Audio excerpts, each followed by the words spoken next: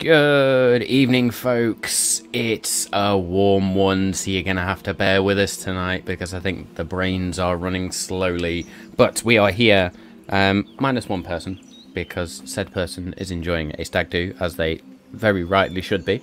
So you'll see who that is in a minute. But before we get lost in too much chaos, as is inevitably going to happen tonight, let's run down my usual thank yous and also say this is episode 99, which is fucking stupid. 99? Where did that come from? So, yeah, we are on episode 99, which means next week, hopefully, will be episode 100. And we are going to do some giveaways, so we will post all over social media about that. We're going to do some giveaways, maybe run a competition again, we'll see. But yeah, there will be prizes up for grabs that night. I agree, stag do is a ridiculous word.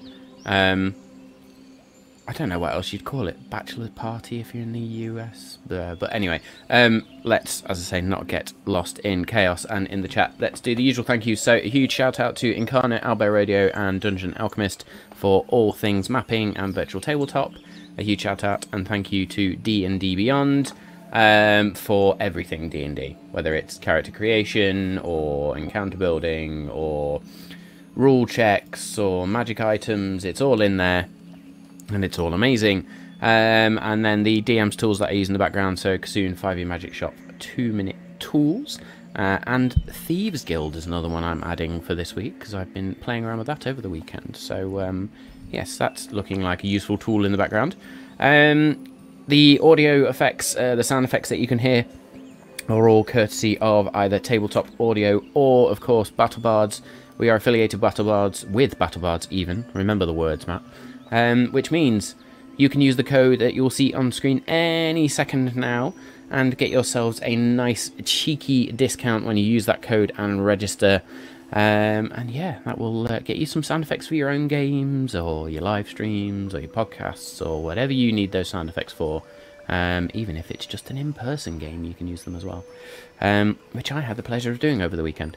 So, that's all the tools. Please go check out the social media links that you can see along the bottom there. Whether it's Twitter, Instagram, Twitch, you should be here. YouTube, if you're watching after the fact. And, of course, TikTok. I did post a sneak peek, an insight into my D&D adventures over the weekend with a very, very, very cool Phoenix miniature. So if you've not seen that, do go check it out. It was awesome. Yes, the painting's by myself, so I apologise for that. But the mini itself, the model, was awesome. Speaking of the podcast, please go check that out on your podcast platform of choice. And if you can, leave us a rating or a review if you're listening to us on the podcast right now. Thank you so, so much for all your support. Please keep listening. Keep pumping those numbers up. Tell your friends. Share it on Spotify. Whatever. And yes, get the word out. And I think that's pretty much it for my intros. It's hot, so I'm not going to labour it too much. Let's get on with some D&D. So there will be adult language. There will most certainly be adult humour as well. You have been warned. Let's roll.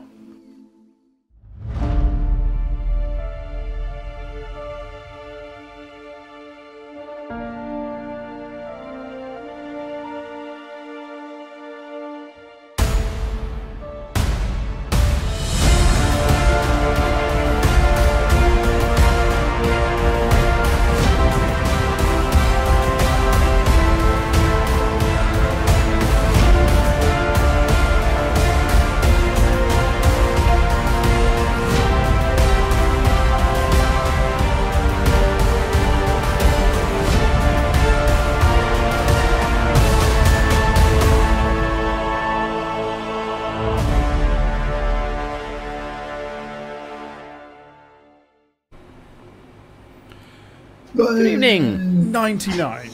What? Yeah, episode Is that 99. the humidity or the episode number? Both. It does feel like that's the humidity right now. Jesus. as So, yeah, you I almost commented, did the the whole, it's... Go on. I almost did it's the hotter than a pit fiend's arse crack, but... yeah, we've done that one. Maybe next Monday, I think. Is arrived. Yeah. Wow. I'm ready there. Quick sip of the beer. As you can see, Yeah, it smiles this is how hot it is. Yeah. Kirik is on a stag do, and therefore Simao is holding his hand. So, unfortunately, he won't be here. What do you think Kirik would do Yes. when faced with strippers? He wouldn't know what to do with himself. Blight, inflict wounds, or spiritual weapon. I can't decide. He wouldn't turn know around where and to put walk the gold away. pieces, would he? But he wouldn't bother. He'd just walk out. No, he'd banish them. Banish them on. Have you heard of our Lord and Saviour, the Raven Queen?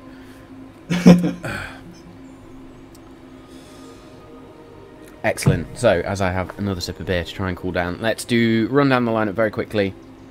We'll do a recap, and then we will get on with tonight's episode. As I know, our resident royal of the stream is suffering a little bit tonight as well, so forgive him, viewers. As I was suffering the last couple of weeks, and is suffering this week. Kirik's not here. That's Hopefully what next happens, week we'll that's have a what full happens cast when and you everybody be open mouth kiss healthy. each other, isn't it? Yeah, it was a fun weekend. Yeah. Anyway, I am Matt. I am the Dungeon Master. I also played the psychic character of Bothrid. Any NPCs, monsters, all of those are me. And yes, my lovely players are. And I am Danny, and I'm currently playing King Ander of Perspiration.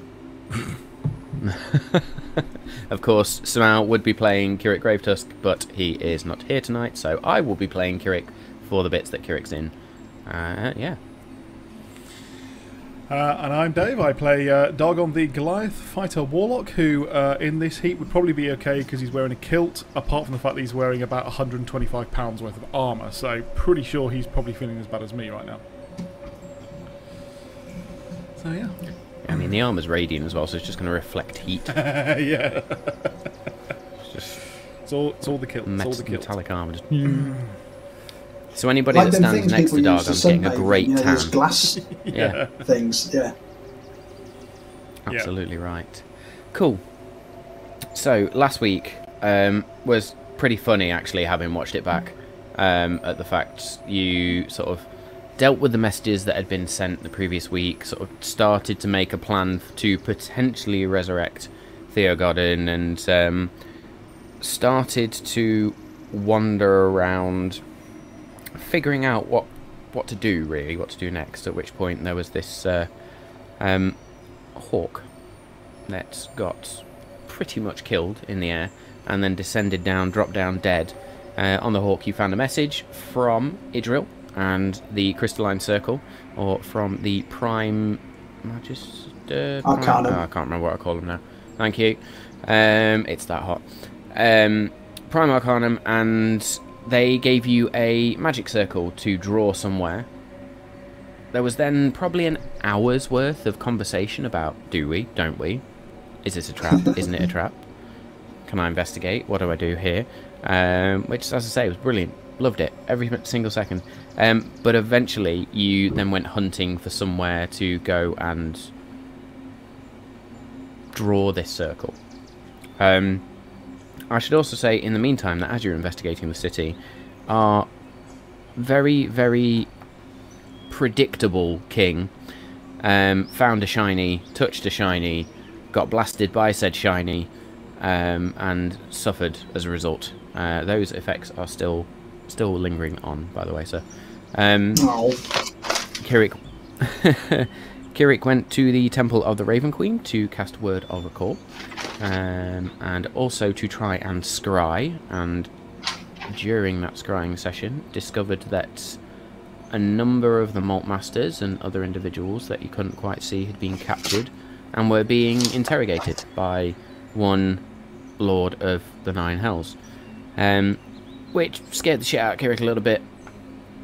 Came back, reported, you all had good laugh, and then you went and found this, I'm going to call it a medieval shopping mall, because that's pretty much what I designed it as, but this Parthenon-looking building, but inside there were this myriad of old shops that had either been destroyed, broken, just left to rot under the ocean, or under the lake, I should say, for so long.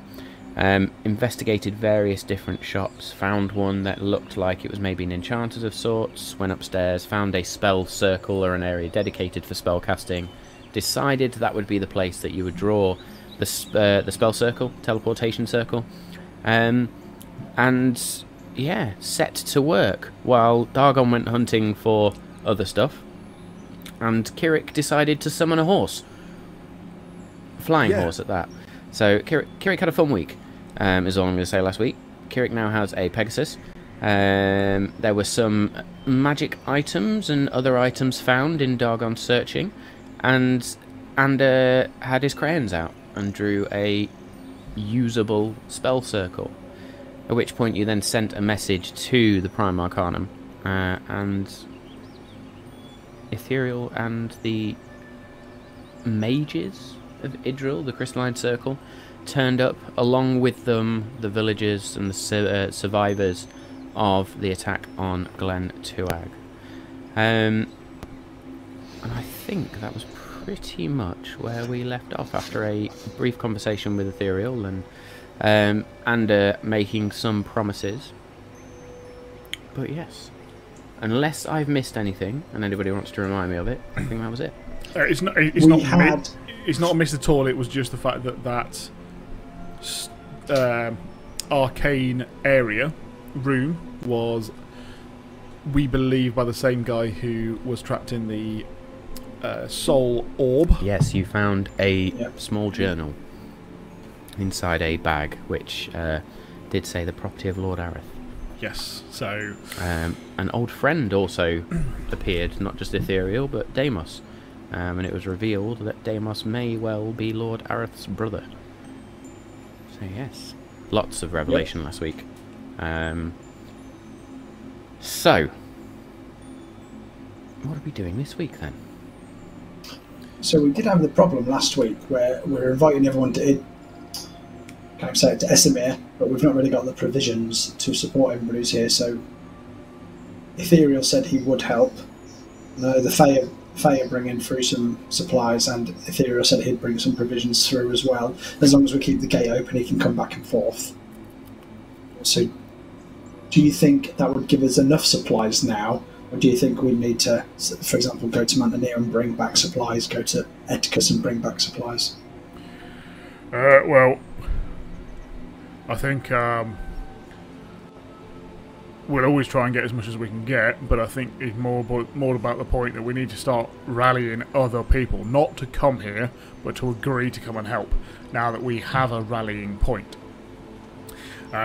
So, having been a little wary last few hours, I feel like maybe we need to branch out ourselves, gather more information about what's going on, but also head to places like Mantenir, get their support. I say Mantenir first because Eticus, I think, needs a bit of careful persuasion and is going to take a little longer. And I think that Mantenir can be done quite quickly. Relatively so. And as much as I don't want to leave the safety of these walls just yet, I feel like it's important that I come up. If I want them to come to my cause, I feel like I have to show that I'm willing to go to them. So, yeah. I feel like I should probably accompany you to Mantenir. I agree. The only worry is, getting off this island, the route to Mantenir is through where all of the Moonbright burned down, Glentorag burned down, Seameat burned down. Yeah, I mean, you know, it's all very good points. We can either see if we can get there via magical means, or we can see whether we can just traverse the place and hope for the best. I would say that the road between Moonbright and the Malt Masters will be not guarded, but heavy with infantry. Other than that, I don't see a major issue of us just going cross-country. So, I could be entirely wrong. Maybe this is Kirik. Kirik's going to sort of chime up. Maybe we ask our new mage allies, see if they can get us to where we need to go. I kind of keep forgetting that we kind of have that as an option. Very good idea. The only thing I'm concerned about, Kirik, is we have other things that we were planning, I don't think we want to hold up, for instance, the resurrection of a certain person. Is that something that we want to hold off? Surely not. I was thinking the same thing. It's Ander that needs to go to Mantenir, really. As much as I'm reluctant to let you go by yourselves. I can handle that. Maybe I'll keep Bothrid. He can surely be of some use. You guys parlay with Mantenir, and then we move on from there. Thinking about it, as I imagine the map of Nyland in my head, even if Ethereal cannot teleport us straight to Mantenir, we can at least go through the gate to Idra, which is the closest city, and bypass Mantenir, Moonbright, etc. So, because Idril's close to Mantenir, isn't it? Yeah, actually, that very much gets us north of Moonbright, and we can travel past. So that may well be a good thing to check. So, but yeah, Kirik, I think you're right. If you need time to prepare some sort of area to create that ritual, maybe we can do two things at once for a change. I've got the best place here to do that. Yeah. Somewhere safe and, well, if it goes wrong, I can call upon that power, I guess. And there's enough people here to help. Yeah. Are you going to go to the temple? Oh, yes. Well, at least we know where to find you. Yeah. Okay, that sounds good. Are you keeping Bothrid? Probably a good idea. Yeah, just while I'm, in case anything happens, at least Bothrid's here, and then we can get word to you, and he can protect you while you're meditating or whatever you need to do. Yeah, and if I need help, then yeah, I mean, Bothrid would probably be one of the best to aid me in that, given his druidic abilities. Hold him down with vines if he has to. Alright. Or just stab him until he dies again. I mean, you? So, are we going to try and sweet talk some mages in sending us north? Well, Ethereal said he's going to go back to get provisions anyway, so I think if we just accompany back through the gate to Idril, and then... Yeah, as much as I would love a direct path through to Mantenir, I think it is actually worthwhile us heading out from slightly further away. Just feels just safe. In case, because I've not got word either way of whether how Mantenir is faring. Yeah. So at least we don't want to land in a siege and be like, "Yep, don't want to be it." Exactly. Righty-ho. Where did he go? So you go find Ethereal. I have some goodbyes to say. So I will tell Kirik he is in charge while I'm away, but in theory he'll gain a Garner council from the King of the Fae, from Lena, and from Ethereal when he gets back. Because essentially these are the people that will probably form my High Council when I'm king eventually. So might as well put them to practice. I'm sure. I don't know how long this is going to take, so I'm happy to be in charge, but let's put somebody else who sort of can run stuff and then come and get me if there's an emergency, I think. Okay. And I'd like to say goodbye to Rimmerbell before I leave. Trust. Cool. So you disappear off. And I've screwed something up on my end, so bear with me just a second. So as you disappear off through the city, I guess, you see a variety of people now. You can see some mages, you can see now familiar faces of guards of Moonbright and survivors. You still, however, don't see any of your allies from the Malt Masters.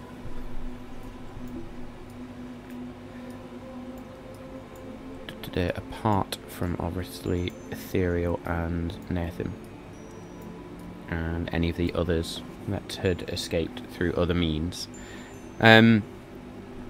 You wander around trying to find Mirabelle and eventually head back up to the keep, where you see her and Annabelle have almost resumed normal duties and are starting to tidy up the place. The throne room itself has been swept. The areas around are starting to be a bit more polished. Some of the old furniture that was smashed or rotten has been carried out by various individuals, and currently you can see Annabelle and Mirabelle discussing something near the throne, or at least Annabelle is talking and Mirabelle's nodding. So you walk up, and Annabelle's just going to sort of lift her head and look towards you. Sorry to interrupt. I just wanted to... That's quite alright. I have to go away on an official royal business, so I just wanted to say my goodbyes and let you know I'll be home soon. You want my sister? Yeah. I'll go do something else. I will see you soon. Best of luck. See you soon.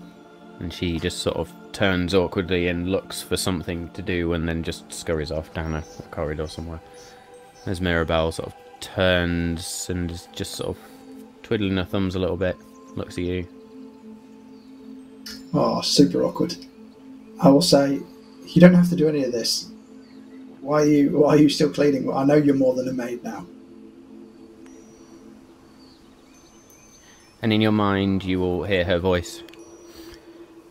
Old habits die hard. Plus, this is no place for a king. Not right now. You're getting it ready for us, I see. Okay.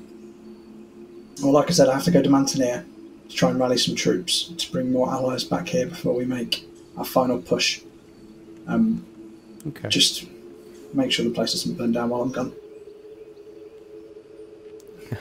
Of course. We'll look after the place. You say you're going. Are all of the Wardens going? Or? Just me and Dargon. Kirik's got something important to do. To try and get us some intel that to give us an advantage, so it's just me and Dargon. Okay. Is Kirik going to need anything in particular, or should we just leave him to it? Well, between you and me, he's trying to resurrect an old enemy who used to be a pawn of Asmodeus, so we're trying to garner intel from him on how we could probably strike at a weakness of Asmodeus.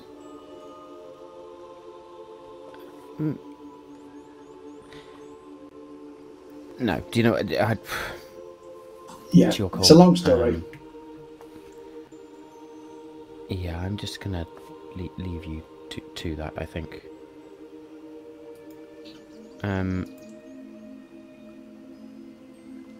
She looks nervously around again for a second, so...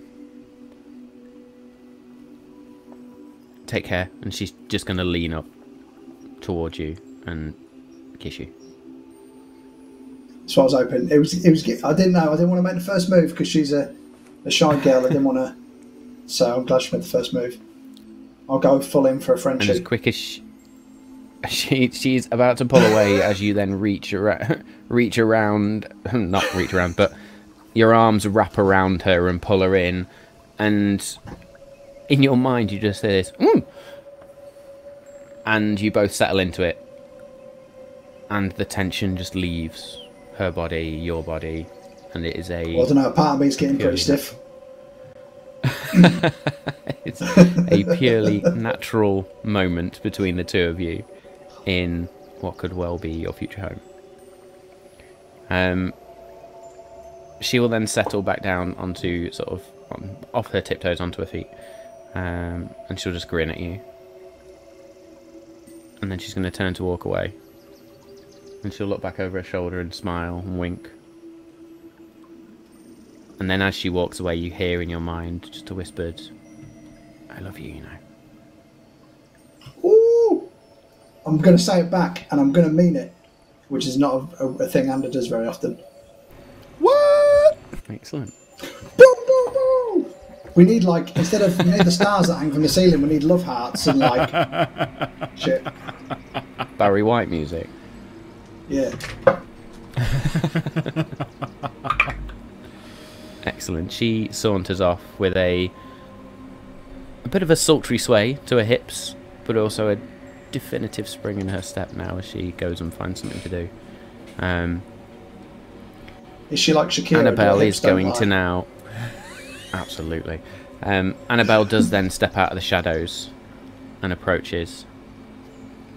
Before you go, I don't know what your intentions are with my sister. You've made certain comments, but if you hurt her, I don't care whether you're a king or not. I will hurt you. Two things. One, was she watching from the corner, you dirty perv? Secondly, in all seriousness, I know I'm not a man who comes across as sincere, but your sister is one of the only real things, and one of the most real things I've got. So I have pure intentions, and I will not hurt her. Although I'm now scared you're going to hurt me, so that's good. I think you've just answered all I needed to know.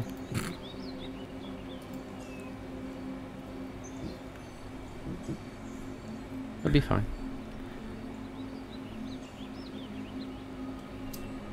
Well, get on with it then. Sorry, I don't know why I felt like I needed to wait to be dismissed after the threat.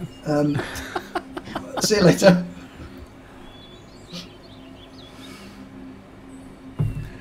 Excellent. As you then exit. Yep. And I am just going to have... That's the problem when you're the king of loads of level 20 characters, isn't it? They could just fuck you up if they wanted to. A mutiny and a half. Yup. Excellent. So, you exit and Dargon's just sort of stood outside. Kirik and Bothrid are nowhere to be seen. Was there anything else you were going to do, Dargon, in that sort of brief moment? Not in that brief moment, no. I probably would wait for him and then be like, right then, let's go and look for Ethuriel and see if we can bandy with him and get back to Idril. Yeah, that's the name of it, isn't it? I mean, if you can get it straight to Mantenir, that's fine, but I don't want to risk it in case, like you said, it's under siege. Unless he has intel, be in the closest city, they may do trade. Well, it's fine. Let's go find him. Okay. So you head back to where? Are you going to go over to the shopping mall area? Wherever we saw him last. If I presume he might be staying there. If he's so that's where they were hovering around. Yeah. You notice a Pegasus just sort of trots through the city. Shits on the floor, carries on. As horses are known to do. Excuse me. As you approach now the Parthenon-like building, you can hear voices from within. There's a lot of noise, and then you start to see people coming out with barrels and crates. And Deimos does come out and just sort of looks at you and says, "Hope you're going to fucking pay for this lot." Carries on walking. As you go inside and sort of up the stairs, you can see the stairs themselves, where they were wobbly before, had been reinforced. Somebody has seen to it that these stairs were not going to survive the multitude of people that were coming up and down them, and so put some rudimentary supports around it, and so the stairs are now solid. And you can see a distinctly blue glow from the top of the stairs, or coming from the top of the stairs. You heading up? Yeah, head up there if we still haven't found him yet. Yep. So you head upstairs, and you can see Ethereal is there, stood with his book open, sort of a hand hovering over the book, and there is this arcane gate in front of him, and you can see people just walking out. And as a final individual sort of passes through the gate with a crate, he just closes his eyes and closes the book and...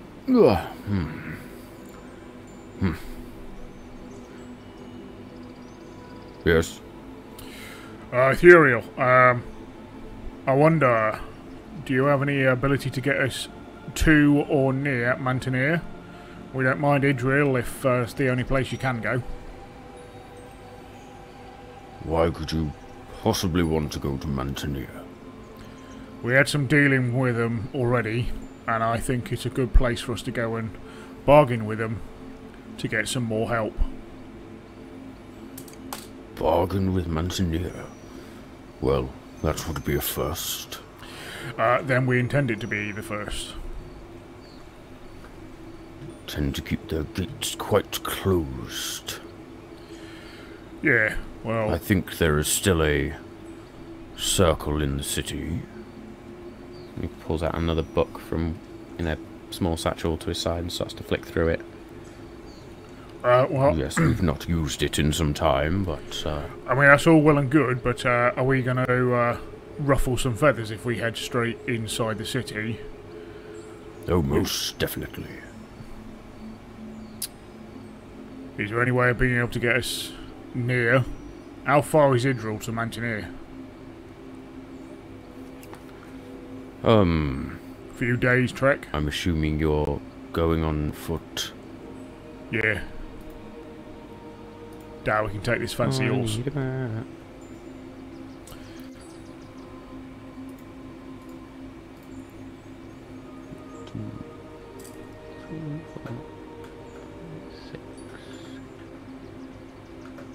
Perhaps a day if you're travelling at a slow pace, which I would recommend. I'm actually not averse to that. What about you, Ander? I just feel we're going to ruffle some feathers if we go straight in. Yeah, I mean, last time we were there, they weren't happy that we snuck in. So I think just appearing may ruffle some feathers, yes. I think if we could actually approach the gate, do it the right way. And it's not like the only people who can get into that circle are ones of royalty. It's not going to give you station, so I feel we're going to have to take this steady. We do already have the ear of the High Priestess of Everlight, but hopefully that will get us into the rest of them to speak and ask for assistance. And to be honest, I kind of hope that they've got people bearing down on them, because that'll mean that they understand the severity of the situation. However, I suppose if they've got people bearing down on them, they don't want to commit anyone else anywhere else. So, we're just going to see how it goes. Have you had any word, Ethereal, on how Mantenir fares? Is it being attacked? Do you know?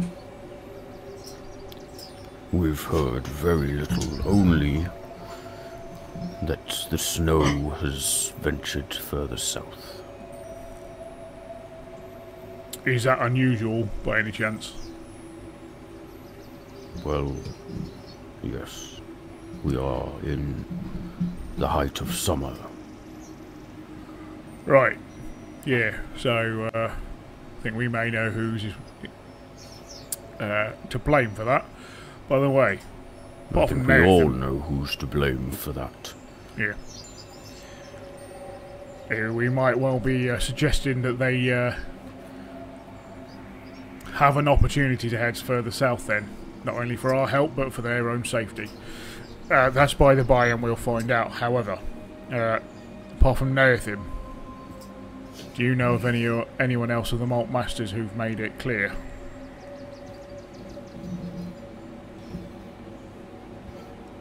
No, when we were in Gluntruag, there were the others, but I've not seen nor heard from them. I can perhaps send scouts to what's left and see if there are survivors. I think it unlikely that if they stayed, that they're going to be there still. So I'm going to say don't waste your scouts for now. I'm sure we'll find other information about them, but thank you for your information. You're welcome. So, Idril, if you may.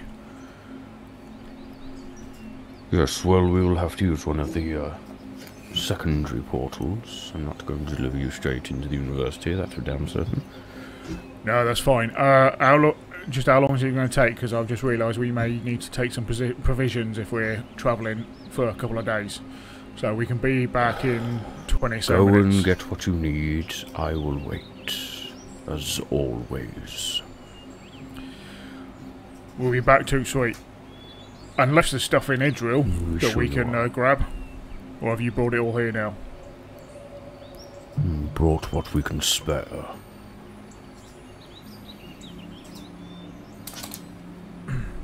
And do you think it's better for us to gather here or in Idril? I think gathering Idril, I don't want to take any more from the people here. Very well. Hang on, you're assuming that I'm going to just let you walk into my city and claim what you want. What are you after? Food.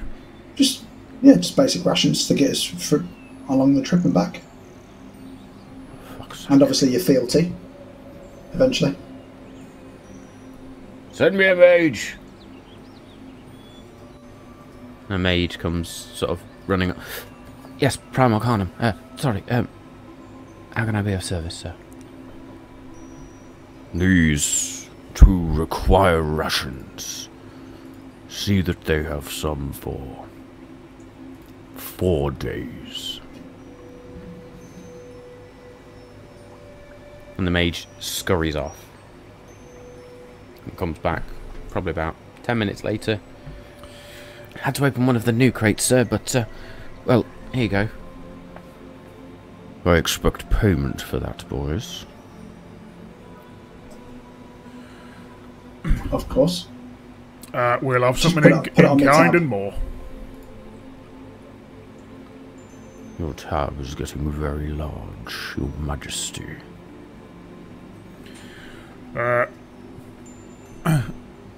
While he was talking to the other guy, I want to just whisper to Ander, be like, you know, he says he doesn't want to send us into the university. I kind of want to know what's in there now.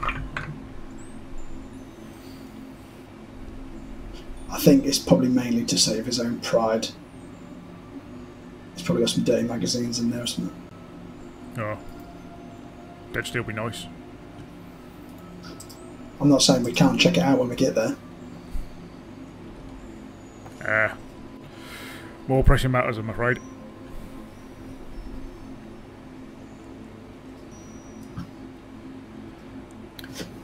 Okay. Ethereal doesn't seem to notice you saying any of this. Will that suit you? Can we get on with this now? Yes, please, send us as quickly as you possibly can, thank you. Step into the circle. Do I have to hold me nuts or anything? No. Cool. Come on, go. Good. Let's get this going. So you step into the circle. Yep. Ethereal opens the book, which you recognise. It's the one you returned to him way back when. Opens it open, and sort of flicks through pages. Takes out that smaller book. Excuse me. Flicks to a certain page and then just sort of places a hand on one. There's a flash. Places it into the large book and there's another flash. He then places his hand on the book, closes his eyes for a second, and then opens them. And as they open, there is just this blue fire burning where his eyes were.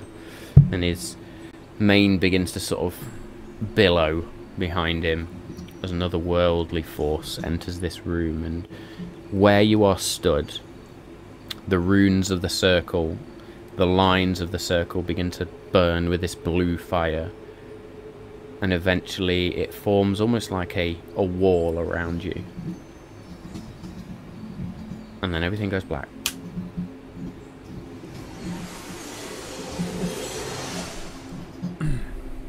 I kind of expect Ander to do something like as it happens, he just goes, "Wait!" left the stove on. Your vision returns to you almost as quickly as the darkness appeared. You find yourselves in a similar looking circle, much more artistic in its design and more precise, and also on a stone pedestal of sorts. And you find yourselves in a courtyard. Around you, you can see these very tall, if you've ever been to sort of Oxford or Cambridge universities and sort of seen their buildings around there, they are very similar. Tall buildings, multiple windows, very grand looking stone buildings, and you're in this courtyard in between 3 buildings. You can see a very well kept lawn area, and there are people sort of milling about in robes that haven't paid you a second glance as you step out. What are we doing? I will immediately get the orb of direction out of my bag of holding, and I will check which way we need to go. Okay. So as you hold the orb of direction, the mechanism inside spins and begins to point off to sort of your left. Awesome. Which tells you the direction you need to go.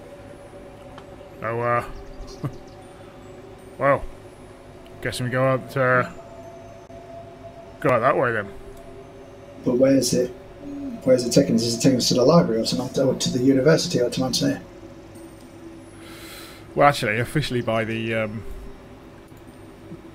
description of the orb of direction, if this is correct, it actually points north, so it's roughly the way we want to go, and so I'd actually go in that rough direction. Okay. So are we not doing some sleuthing around the university then? Should we do that on the way back? I mean, it's up to you. There are people about, so it's not like this is a barren place. True. I don't want to upset them, to be fair. They are helping us out, and they do seem, well, they're quite prickly folk, aren't they? Yeah, kinda don't want to piss off a load of mages, gotta be honest. Yeah, it's hard to build trust when you're snooping through the drawers, isn't it? Yeah. I mean, admittedly, I think you're the only person that I would understand and realise is the only person who would be able to get away with it. One robed individual sort of walks past at this point and just sort of scurries off. So, but anyway, either way, I think we head out that way. I'm presuming they're going to have a north entrance. Usually gates on the cardinal direction, so let's head out that way and see if we can get out. Okay. So yeah, trying to follow you begin to head north. Yeah, trying to follow like the biggest roads in it. There is always going to make sense that they're heading towards a main thoroughfare. That's fine, and you do sort of find a very straight path. This is a very geometric city, and there is this straight cobblestone path lined with very decorative trees, the odd statue. This is, compared to the other places you've been in Nyalin, this is one of the most well kept and quite clearly affluent cities you've been in. There's been some cities where there's clearly some money about and it's nice, but nothing has been as pristine and perfect as the city you're currently walking through. You see a number of robed individuals sort of sat on the floor with books. There's others just sort of wandering around, scurrying from building to building. And you also then notice some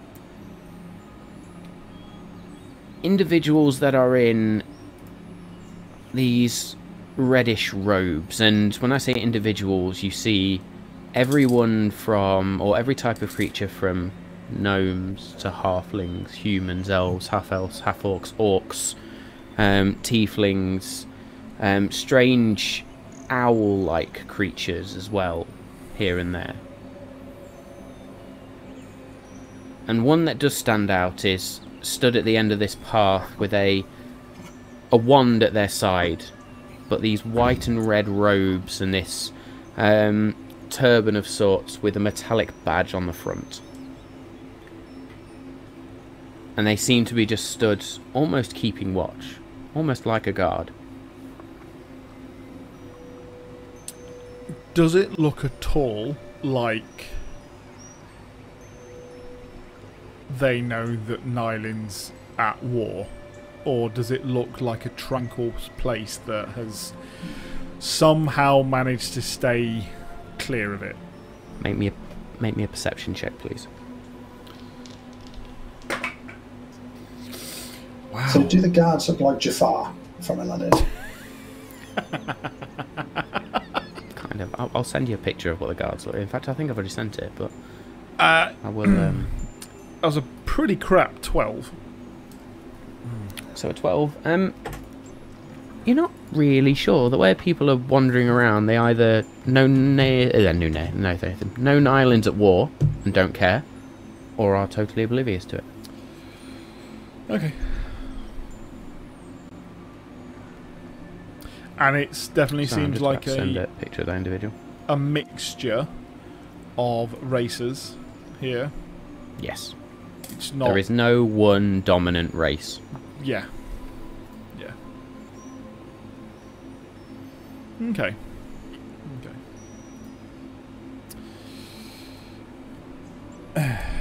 Yeah, I mean, just keep walking, but just try and take it all in. You know, find it interesting. We've had... How many people do we think that we've had sent through to us? Has it been sort of a delegation?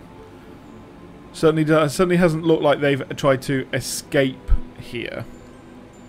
Oh, absolutely not. You've probably had maybe 50 or 60 mages come through. Right. Okay. Plus obviously the folk from Glentuag, Greenflower, everybody that survived. All of their refugees just went, you have them.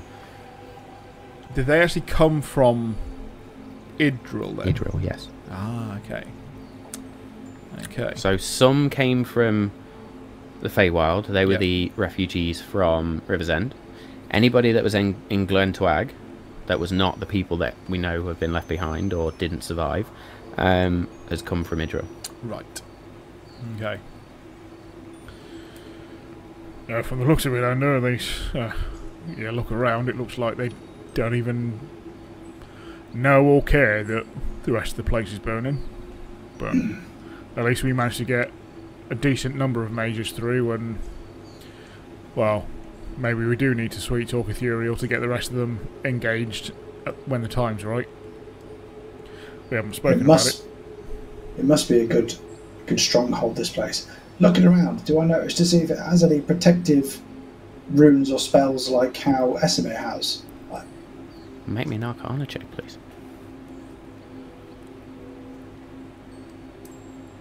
That would be a 16. 16. I'll say as you wander around, there's nothing that's obvious. You have yet to reach one of the sort of city walls, if you like. I was going to say that it'd only be when we get to the walls would I be interested in looking at it. So, you think the walls are similar to Esamir here, Under? Well, they must have, because you can't be this placid. You can't be this placid, and you can't be this close to Moonbright without them affecting an attempt, unless they know it's futile. This is like a different world. This is madness. It must be protected. To be honest, I know it sounds weird, but I kind of want to get out of here. I don't know what's wrong with me, but you know what I mean. Like, I feel fine at Esamir, but here it's like it's giving me the creeps. They're suspiciously oblivious. Yeah, I don't like oblivious. Lack of common sense. Right, well, let's see if the walls do. But let's get out of here. Okay, you continue along this straight path, and you can see other paths sort of come off it at very angular lines, but very symmetrical. As I say, this is a very geometric pattern to the city. Are you turning around at any point to look back into the city, as you are clearly walking towards the edge now? Only to see if those guards are following us. Yeah, I was going to say, I'm not actually. And make me a quick perception check, please. In fact, don't. No, I've already pressed it. It doesn't matter. We'll do this. We'll do this the proper way. Yeah, okay. Your passive perception's ridiculous. So you turn around. The guards aren't following you, but you now notice that Idril itself is not only a geometric shape, but goes up in tiers. And as you look now, you were quite clearly on the edge of a fairly large city. And you notice as it goes up, not only are there taller towers, but there are also some towers that seem to be floating constructions here and there. And it's a magic that's unlike anything you've witnessed in the rest of Nylund. This is a place almost to itself. You turn around and continue on with Dargon, and as you approach the walls you notice that there are again two individuals in these white and red robes, with these wands at their side, who then turn and look to you, and a small dark-skinned gnome just looks forward. Can I help you? My name's Dargon the Brave, and I'm currently escorting Andrew of Vesemir. We are friends and allies of the Grand Mage Ethereal, and we are looking to get out. That would be Prime Arcanum Ethereal. Prime Arcanum. Fine, if you're looking to get out, then be on your way. Out of interest, if we so choose to return, how might we go about that? Can we get back in? If you have writ from the Prime Arcanum, then sure, but without it, these doors stay closed. What would we need then? Because obviously he's just teleported us here. So obviously we need to get back to the circle. I only have your word for that. I suggest you get in touch with him and ask him. If you know him. Well, can't you ask him while we're gone? I'm not an errand boy.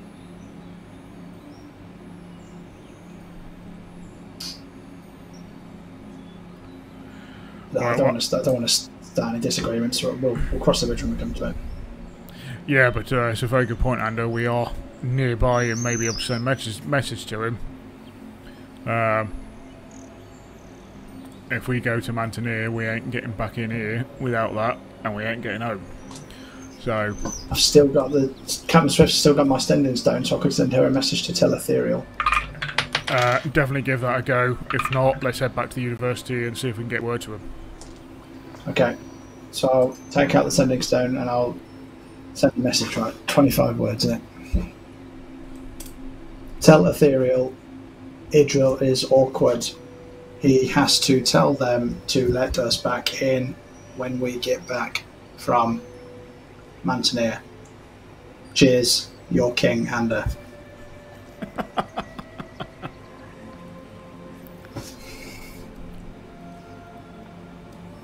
You get nothing back as you sort of stood there for 5 minutes waiting for something, and this mage, this guard, is just sort of...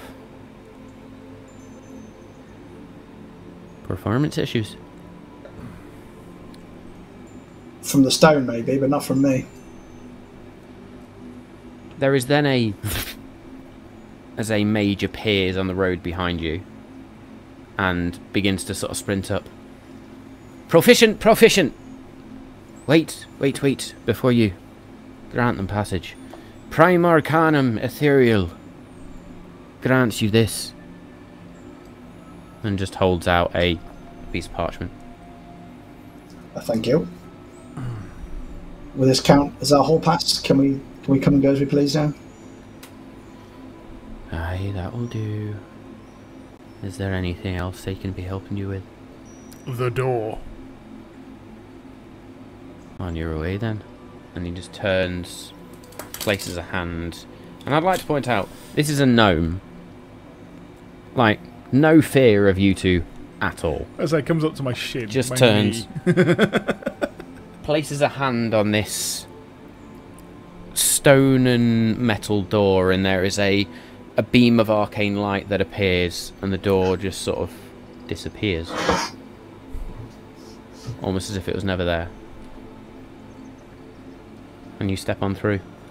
And as you step through, the door reforms. Almost like a mirage forming. And you are outside in the wilds of Nylon once again. I'll turn to Andu and be like, why do I get the feeling that that little gnome would be able to banish us to the 9 hours without even blinking? That's one powerful city, that. Maybe it's just an Idril thing, but they all seem like... Stuck pompous. up bastards. Yeah. Yeah, I think it's because Ethereal trains them. And I bet you lesson 1 is how to get your nose right up someone else's ass. How to piss people off and alienate yourself. Lesson 1. Yeah. I mean, we're lovable. Everyone loves us. So, of course, absolutely right. Orbit direction, right. North is that way. That's about right. Off to, I think, west a bit. So as you turn the orbit direction and it points you north, you can see the eastern greenwood, or what begins to be the eastern greenwood. You also notice a very clear road that seems to lead off towards it and then seems to curve away and bend around. Looks like it may go around the forest itself. With the fact that we do have a map and stuff like that, then I would guess that that road is what we want to follow. So I'll put the orbit direction away, knowing that that's the right road to follow. Keep it safe and head on out. Light a cigar and go for it, because it doesn't look like there's much around here. Nope. So as you begin to travel along this road, and I misspoke, you will need to move at a pretty fast pace to try and make this in the day. Not a slow pace, because apparently I can't count. So you do get a bit of a motor on, which would be kind of right. You've got a purpose, you need to go do something, there's nothing really for you to hang about. So you do move at a fast pace. This does mean that you're not paying as much attention to your surroundings, but we'll maybe get to that in a minute. As you get maybe a couple of miles in, eventually you do see a wooden sign that is dug into the ground, and there are multiple words written on this sign, all pointing in the same direction. And it says, as a person made on a broom with a motorised on this sign it says Roads 2, and then there's a number of place names underneath. It says Mantenir, Moonbright and East Vale, and you can see East Vale has actually been something's been scratched out and etched over the top of it. Cool, you continue on. When we do get to... That's not a cross... Was that a crossroads? Well, no, it was just a... It was not a crossroads, no. Oh, it was just a sign. Yeah. Just a sign to let you know where you're going. Understanding and knowing that Moonbright is to our west, to our left, I would just be keeping more of an eye over that side than anywhere else. I presume... it's a good question, actually. Are we under cloud? Under that ominous and horrific cloud? We are. Does it look like as we go ahead and look ahead... I've kicked my fan tonight. Looking ahead to Mantenir, can we see it brightening? Can we see an edge of that cloud? Are we like... Nope. It's all the way up now. It's all the way up. I think I remember somebody saying that Green Vale was under attack or a bit ropey, or he's fighting for their life? Were they? Have I misremembered that? I Or were don't they know. trying to get into Mantenir for safety and Mantenir wouldn't let them? That was it, but I don't know whether they were under attack. You were right, they were trying to get in. That's a very good shout. So I'll be keeping my eye on the forest in case someone comes out with us. Make me a perception check, please. All perception checks are going to be harder because you're moving at a rapid pace. And you still have your negatives. You do still It's have your not for, negatives. that's only for spells. That's only for spells then. Mm-hmm. So I'm alright at the minute. 28 for my perception. Wow. You keep an eye on the road, an eye on the forest. Eye on the road, eye on the forest. And despite the pace, you begin to sort of every now and again just look and almost like there's a shape in the forest keeping pace.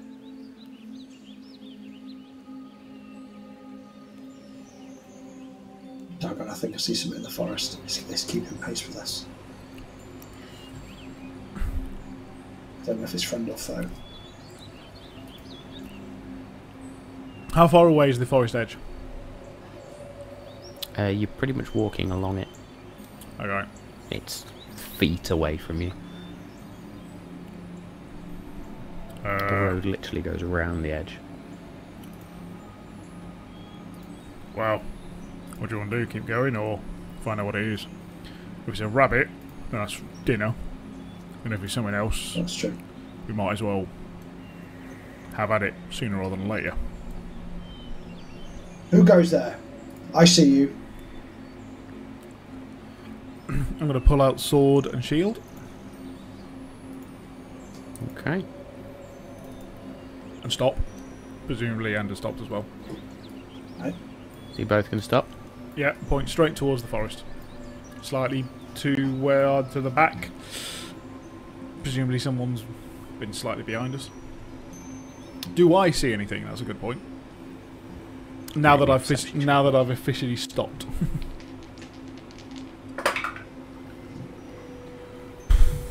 What's that? 21. You both now see this shadow that begins to move. And the shadow gets larger and larger and is larger than you were expecting.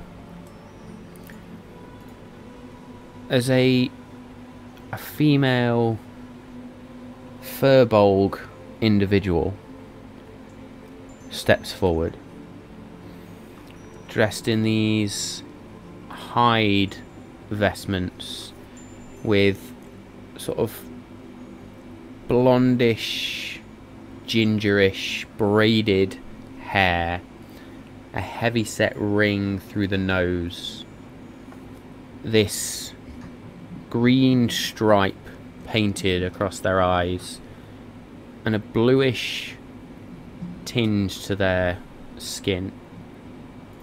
They wear these thick gloves made of vines and furs, and they carry a twisted green wooden staff. And they're just going to step out of the forest and just look at you. Are you friend or foe?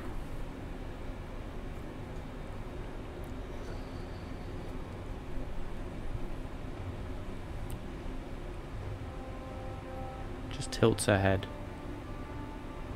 Do you understand the And words just that are gonna coming out of step my mouth? forwards. Fucking love that film. Oh. Yes. Individual takes one step closer, 2 steps closer. I will, I'll bring my sword to my armour, press it, and cast Armour of Agathis. Okay.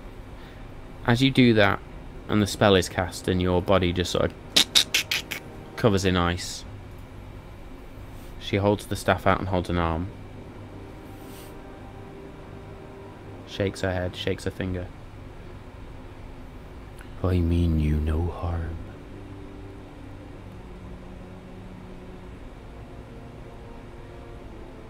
How can we help you? You've been following us.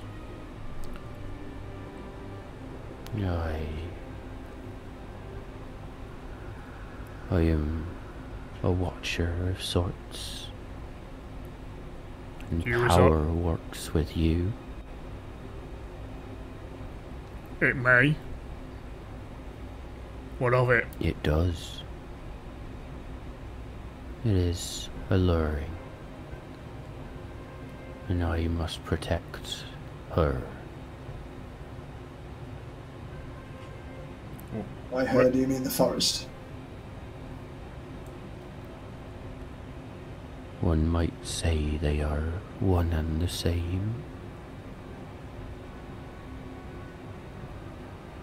I am sometimes known as the forest's guardian. Then understand that we mean you no harm, nor the forest. We are travellers to Mantenir. You have walked through this forest twice before. It is I know twice. you mean no harm. She informs me of her visitors.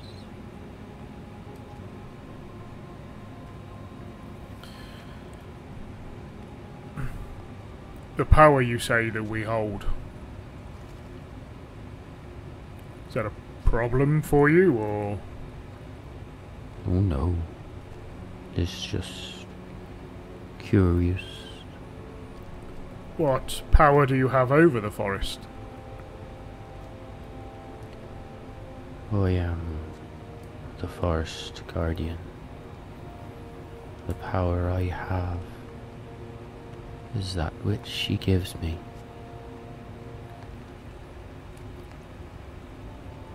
Do you... You walk through this forest and threaten. Many have been claimed by her and her power. What of the villagers of Eastvale? Do you cohabitate with them? Eastvale, or Greenvale, as it once was, Yeah. is safe while she chooses, while they offer and serve. She will do what she can to protect them, where others rejected them. Have you had many attempts on the forest by demons and such no. like? Even betrayer gods and primes. The crone has a reputation, you know. The crone. Does that ring a Frantically bell? checks notes. Yeah, does that ring a bell with us? What's happened both times you've entered into the Eastern Greenwood? Oh, the old crone. I suppose. That old lady in the woods. Yeah. Is that the one who's tried to have sex with me? Is it that one? No, it's not. I'm thinking of a different desires. Oh, I did this cardinal sin. I was thinking of another campaign where a hag tried to seduce me in the woods. Sorry. Well, to be fair, you did get seduced by a fey queen. I've been molested in the Well, woods you a got few seduced times. by a hag. Yeah.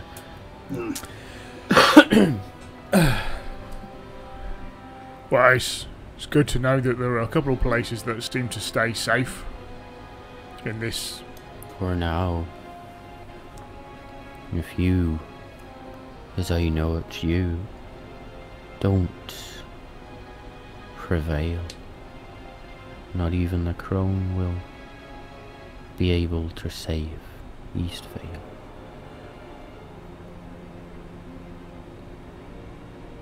Are you against... We plan to save Nylin, so you can continue to guard the forest. We'll guard Nylin. It is my purpose. The people who threaten Nylin threaten a lot more than Nylin.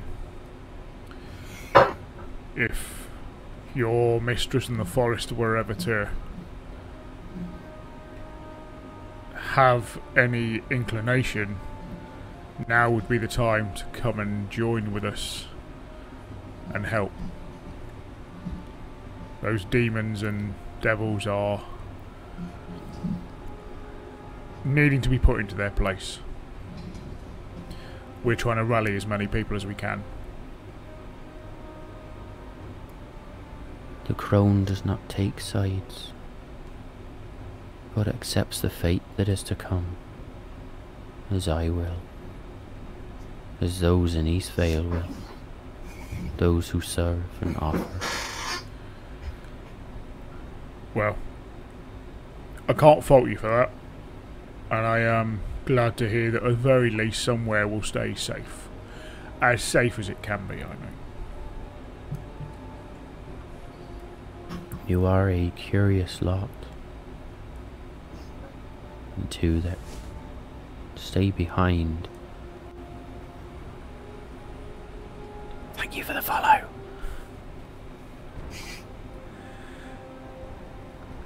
They have great power too. Perhaps the old crone and I will live to see a new age once again. It's our hope that many people will.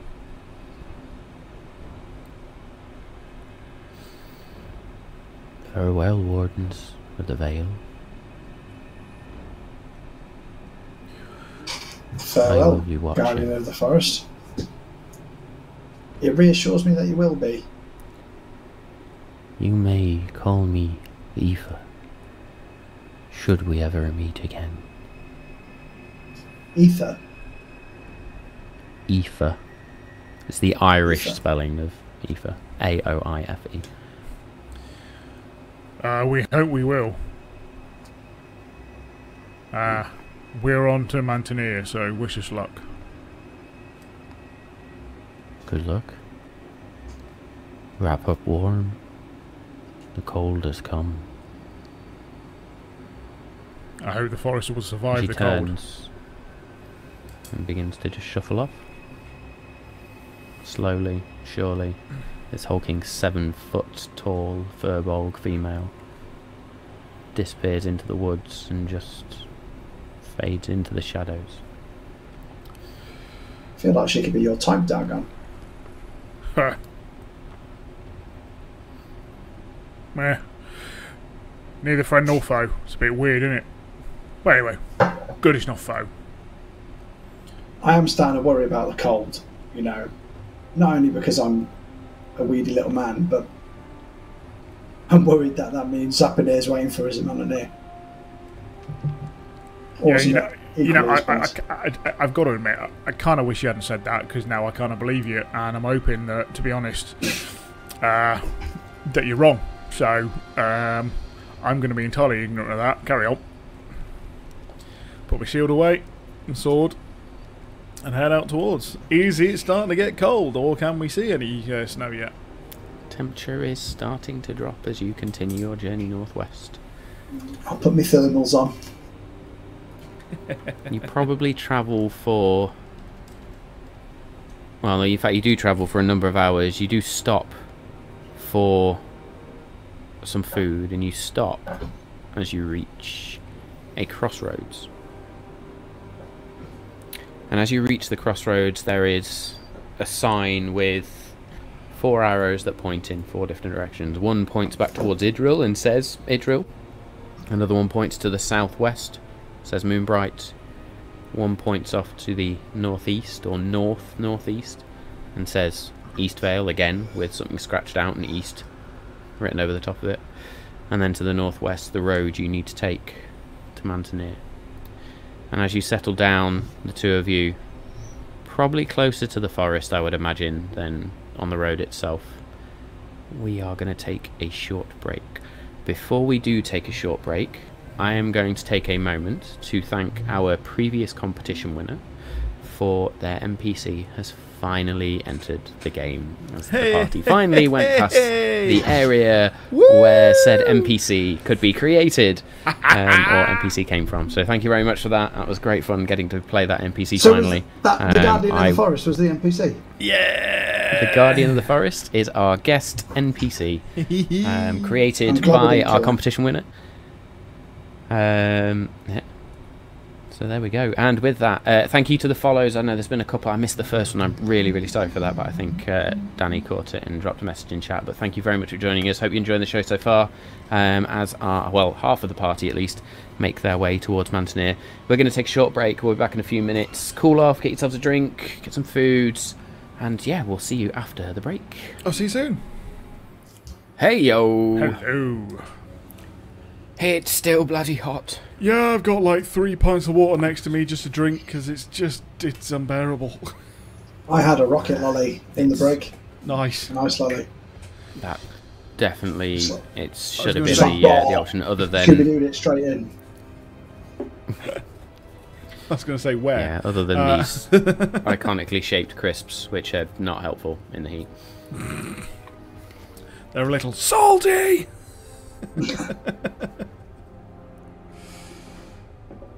But they're really tasty. Oh, freezer shirt. Cool. That sounds a good idea. I have spoke to a few people at work who have said if you stick a towel in the freezer, Yes. and then just drape it over your neck, keeps you cool for the whole day. Nice. Well, Willow's... So you can't go on video, daughter's obviously, got one of because... You know those things you put in the fridge when you hurt yourself at school with those blue gel Yeah. packs that come out of the fridge when you bang your head? An ice pack, We've got yeah. one of them in our... Yeah, we've got one of them in the fridge. And I had that on the back of my neck during a meeting earlier today at work. Nice. It does the trick. It does the job. Good stuff. So, a massive thank you to our 2 new follows. As I said just before the break, thank you so much. Really hope you're enjoying the show. Really, really appreciate you coming and joining us. I don't think I need to say anything else, so let's jump straight back in. As you settle down for a break, basically, you've been marching on at a fair pace. You've reached this crossroads, and you begin to hear the trees shift behind you, slightly. I'll turn around again. And as you turn around, you see a shadow again. The shadow sort of steps out. And Aoife steps out once more. Because the DM fucked up before the break. Oh, And Aoife. she's just going to slowly sort of walk over and look at you both. I forgot the crone's gift. And she's going to place a hand on you, Ander. And there is almost like this spark of energy.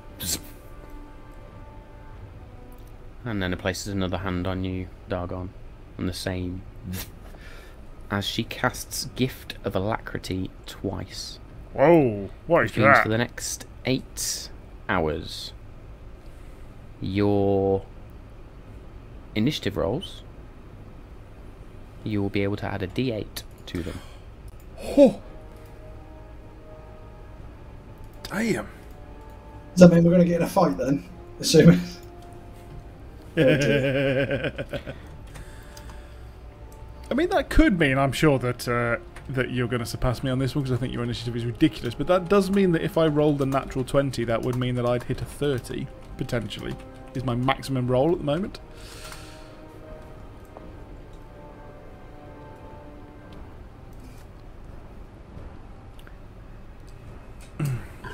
It is an actual cigar. It is an actual cigar. It's just that it is entirely a prop at the moment. Yeah, no, this is definitely not the day to be lighting that one. Oh no, no, oh no. Good stuff. So as Aoife does this, she's then going to sort of remove her hand. Good luck. And she will turn and plod back into the forest.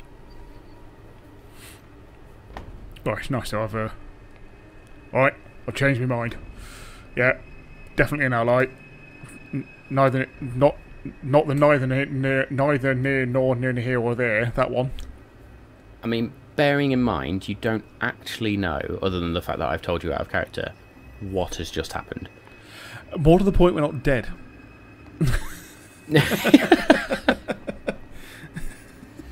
Could have given you disadvantage on death saving throws for all you know, yeah. Yeah. Well, I thought you said the gift of laxative to start with, and I was like, that's not what we need in the forest.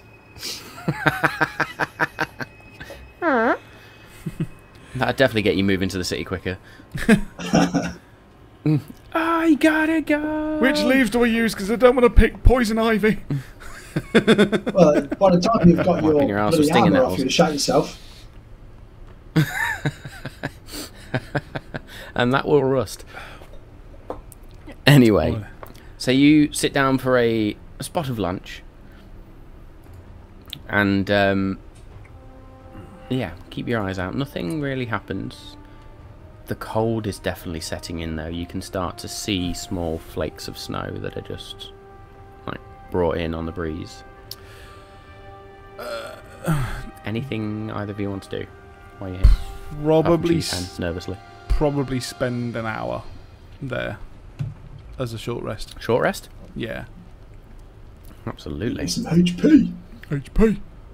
Which does mean that my armour of Agathis goes, but also means that I get my spell slot back, so I'm all good. Good stuff. In fact, yeah, I mean, not that it'll make any difference, but I am just going to short rest that bad boy. Automatically Hell, that's apply... no small healing points to sniff at, is it? Back to full health, everybody. 48. Hoi! Back to full health. Cool, blimey, Harry.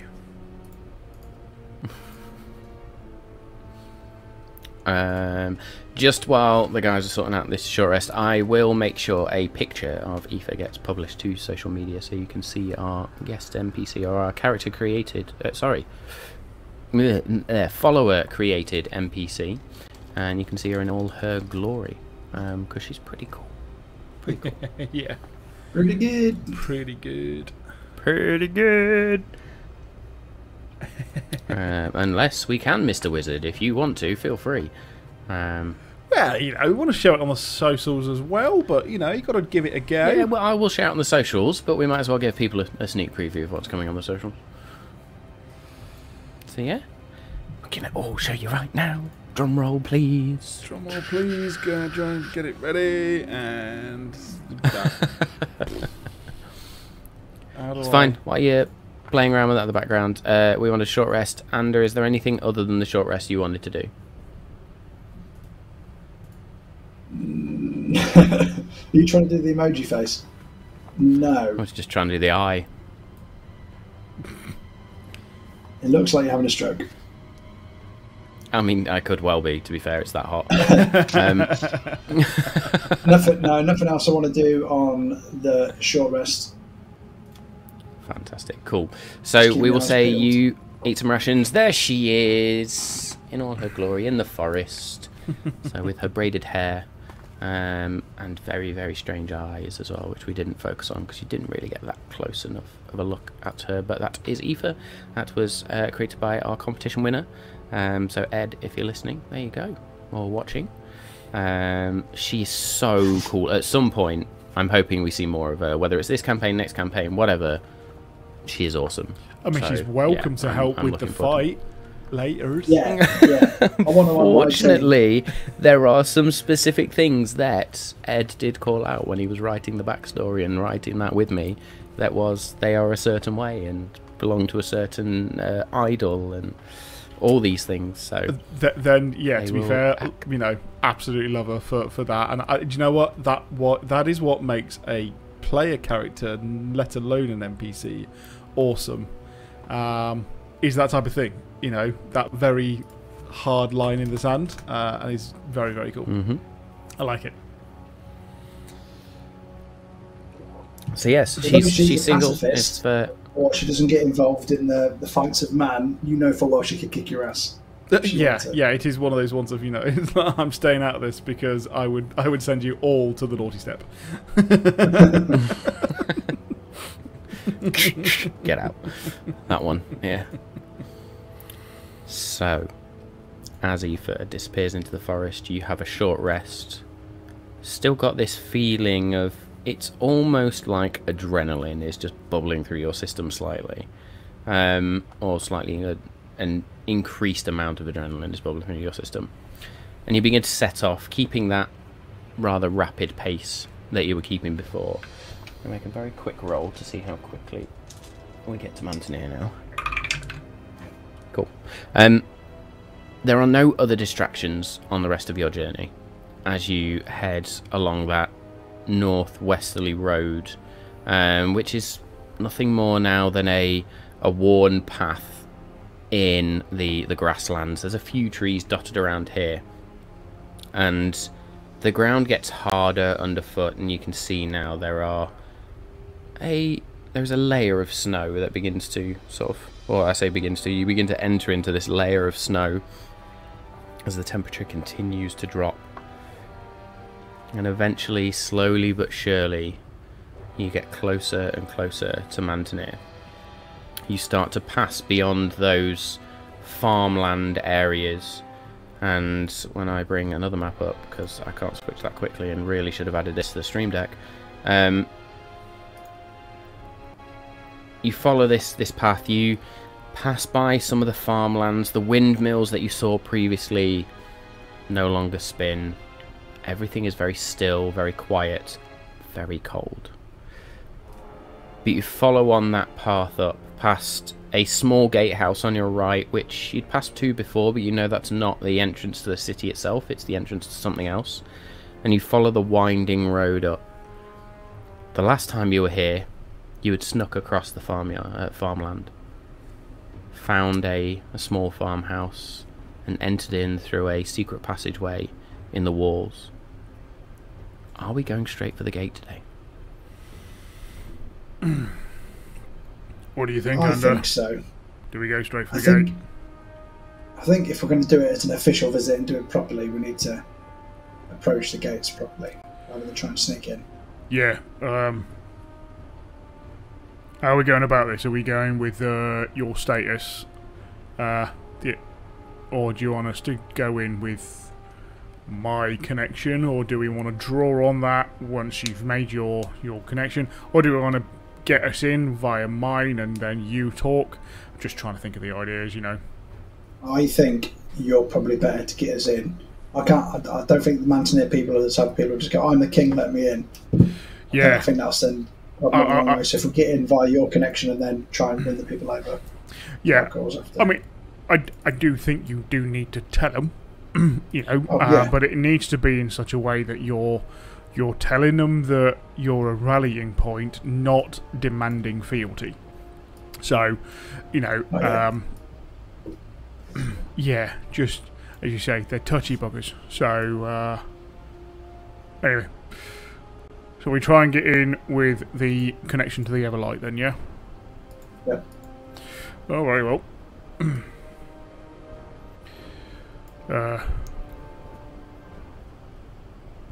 To the gate, I suppose. Can we see... Yeah, I was about to say, can we see like a huddled guard outside or something?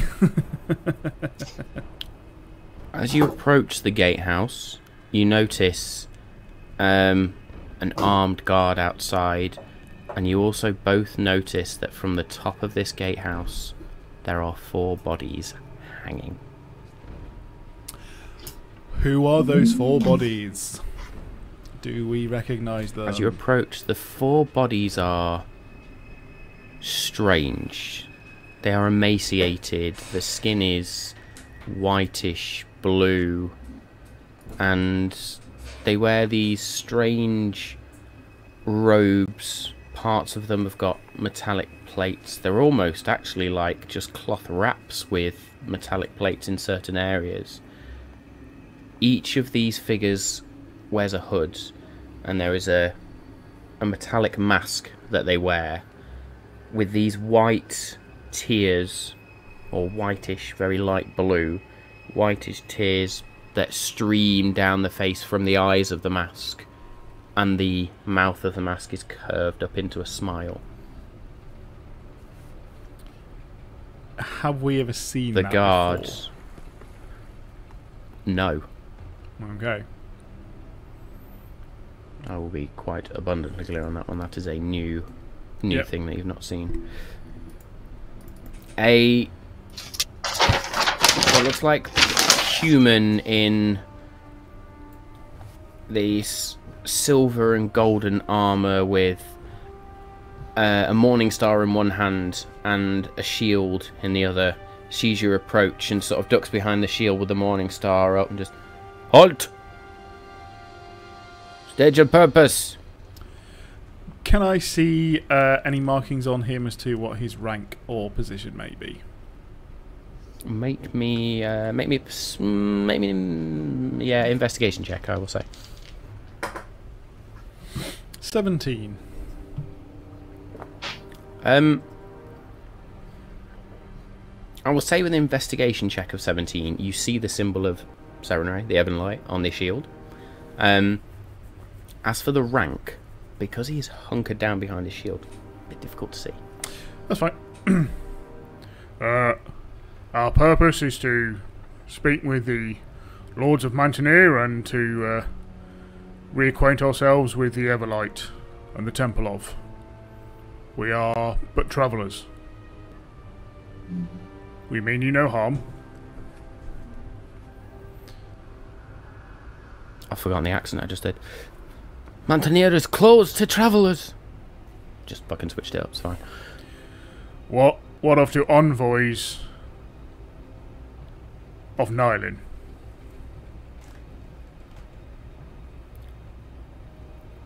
Envoys of Nylin. What do you mean? We are here representing the good people of Nylin against the foes that we all see here. I'm sure you understand the position you're in with the snow here is untimely, and we're all here to bandy together. Would you grant us leave to speak to your elders?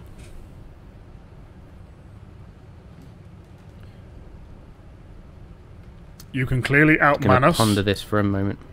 If you so choose, and we will therefore mean you no harm. How is Dargon stood at this point? He stood upright, so not covering his shield or anything. The armor that he's wearing. The armor. And in a position, just holding his hands sort of out, just plain in a very much in a way of showing that he's not reaching for anything, that it's not aggressive, but also I suppose I am going to pull you up that you just said plain and clear rather than plain and clear, because that was absolutely fucking hysterical. Yeah, well, absolutely. I mean, who else? It's absolutely fine.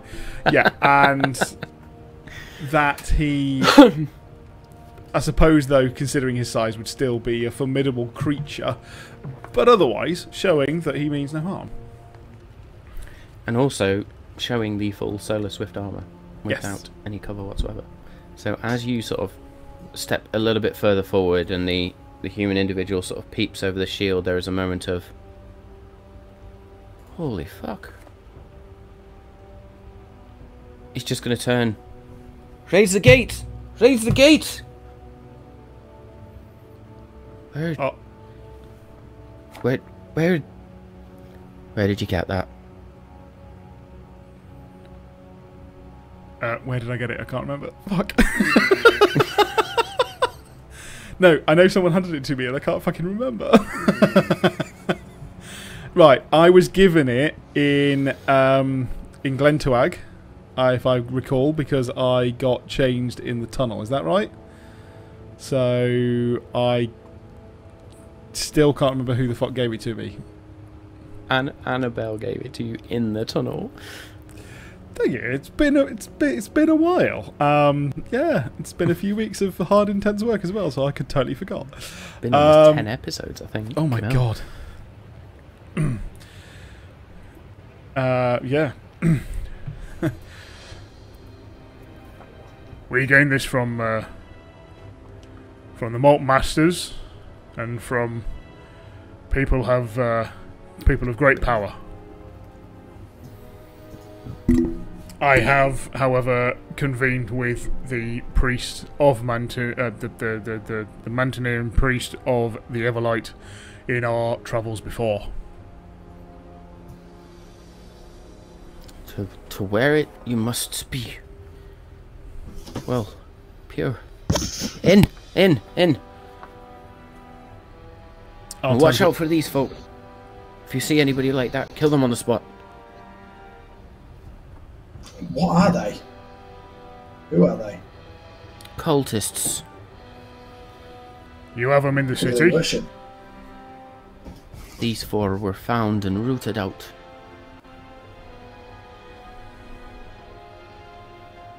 They came with the snow.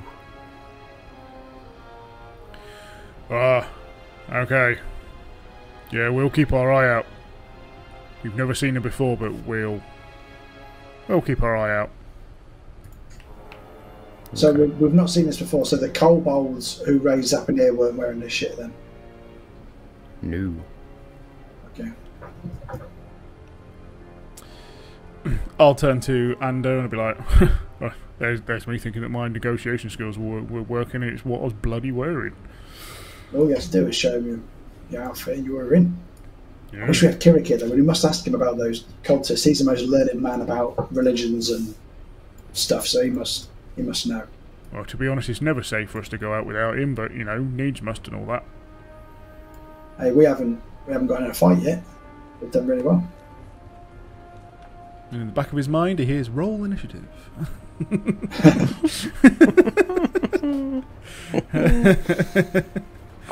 Rocks fall, everybody dies. That's the one. Yeah, we shall follow. So you pass into the gatehouse, which, if you remember last time, was sort of not just a straight gate through into the city. You actually have to wind through this building a little bit. And there's a number of these guards that are sort of littered throughout this building. And as you step through, and as this glow of the armor sort of emanates out, there's a lot of a couple of them bring their weapons up, either bring their weapons up in salute, or maybe drop to a knee and bow in the light of the Everlight. I'd like. And it seems to almost, to those that pay reverence, the light does seem to almost streak out towards them somewhat, or the radiance seems to glow towards them somewhat brighter. I wouldn't want to go through, bowing and being really obvious and immodest, and I don't want to ignore them either, so I would probably just hope that a very slight nod to anyone who does, just as a sign of respect of what I'm wearing at the moment. Okay. So you do pass through, and eventually you step foot outside as two of these guards open these wooden doors, and you see Mantenir proper. And both times you've entered Mantenir, been very quiet. The first time you entered, it was night time. Evening is definitely upon you. The sun hasn't set yet. Travelled at a very fast pace to get here. You can see the grand temple of the Everlight sort of ahead of you. But you also now see the snow that lays around Mantenir itself. There's snow drifts on roofs and snow banked up against buildings. There's rocks around that have got these icy tendrils over them. Tree stumps with snow on top of them. There's barrels and crates outside that have frozen as such.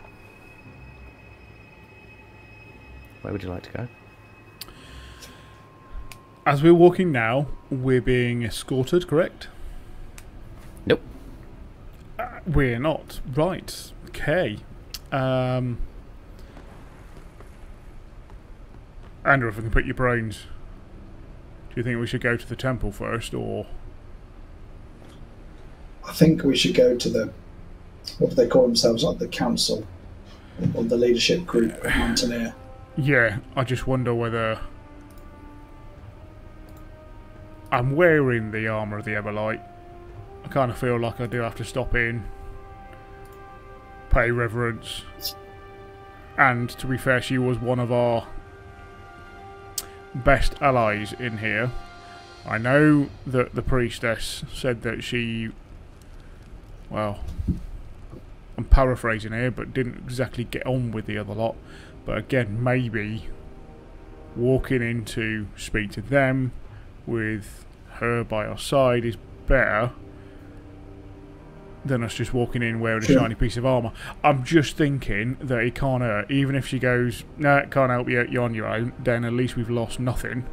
But otherwise we're not walking in with all of our cards. So, do you mind a slight detour now that I come to think of it? No, that makes sense. She might add weight to our presence here. I would, however, on this occasion think it probably best if you did come in unless they particularly deny you. But I don't know whether that'll happen. Yeah? Okay. Alright. Let's go that way. Dargon's actually going to keep his eyes peeled for these weird cultists. Okay. Can I also detect magic? Carry on. And I'd like to detect magic on the snow now that we assume where it's coming from.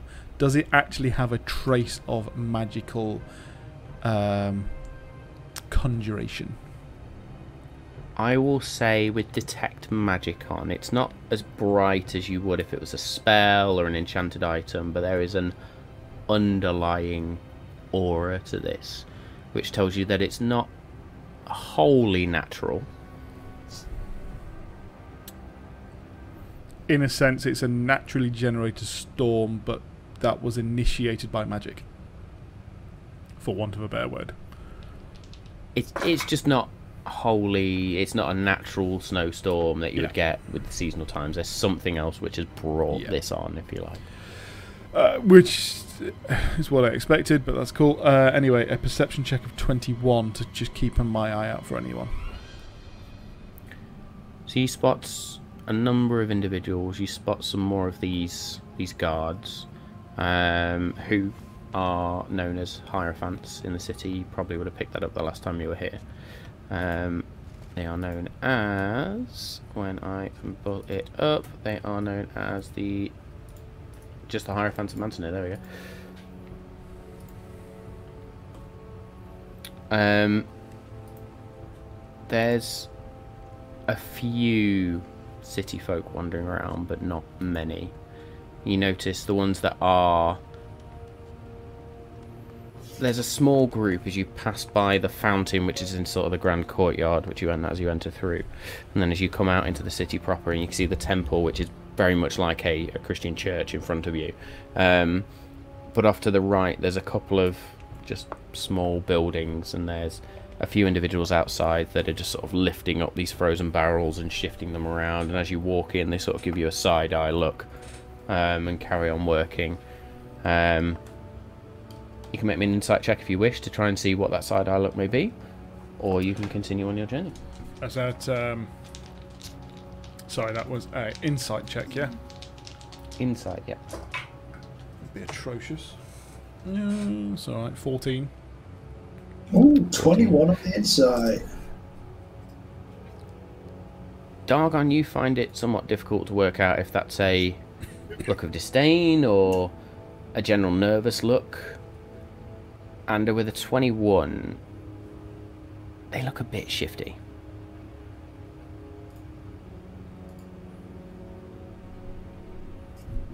Shifty, like we've caught them doing something.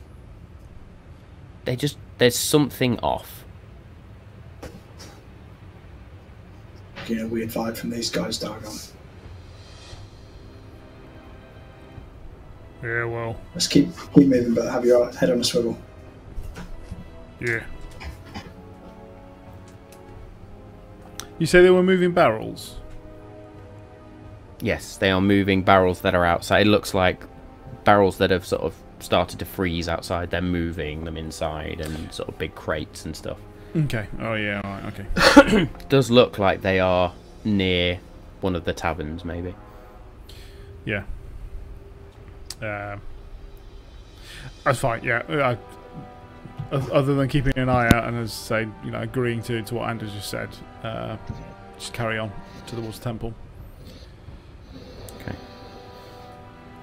So you head up the stairs into the temple. The doors are currently shut. A little blasé, I'll try and open the doors. Okay. Much like either last week or the week before, in a true Aragorn moment, you just push the doors open and step through, and the light of the armour that you wear bleeds into this church, which is lit by candles, but there is no great source of light in here right now. There are a number of city folk in here.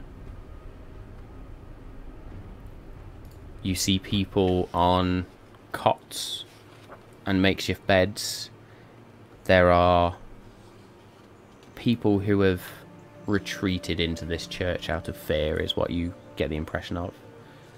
You can see these robed individuals wandering around between people, offering what small food they can offer, drinks or water, and generally looking after the population that's inside here. But whereas last time when you entered this church it was nigh on empty, now it is almost full. But it is still eerily quiet. I don't know whether I'll be able to know the difference here, but do these look like refugees or people of the village? They look like people of the city. City, sorry. Blech. Yeah. Okay.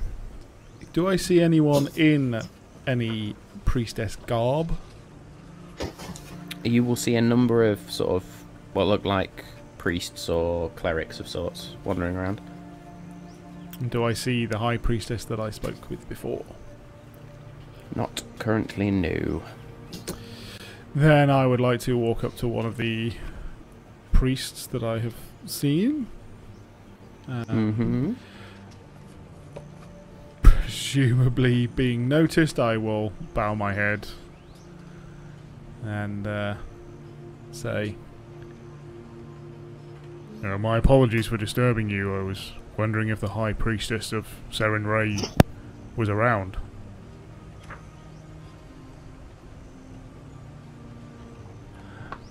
My word, the Swift. I will fetch her. Please, sit.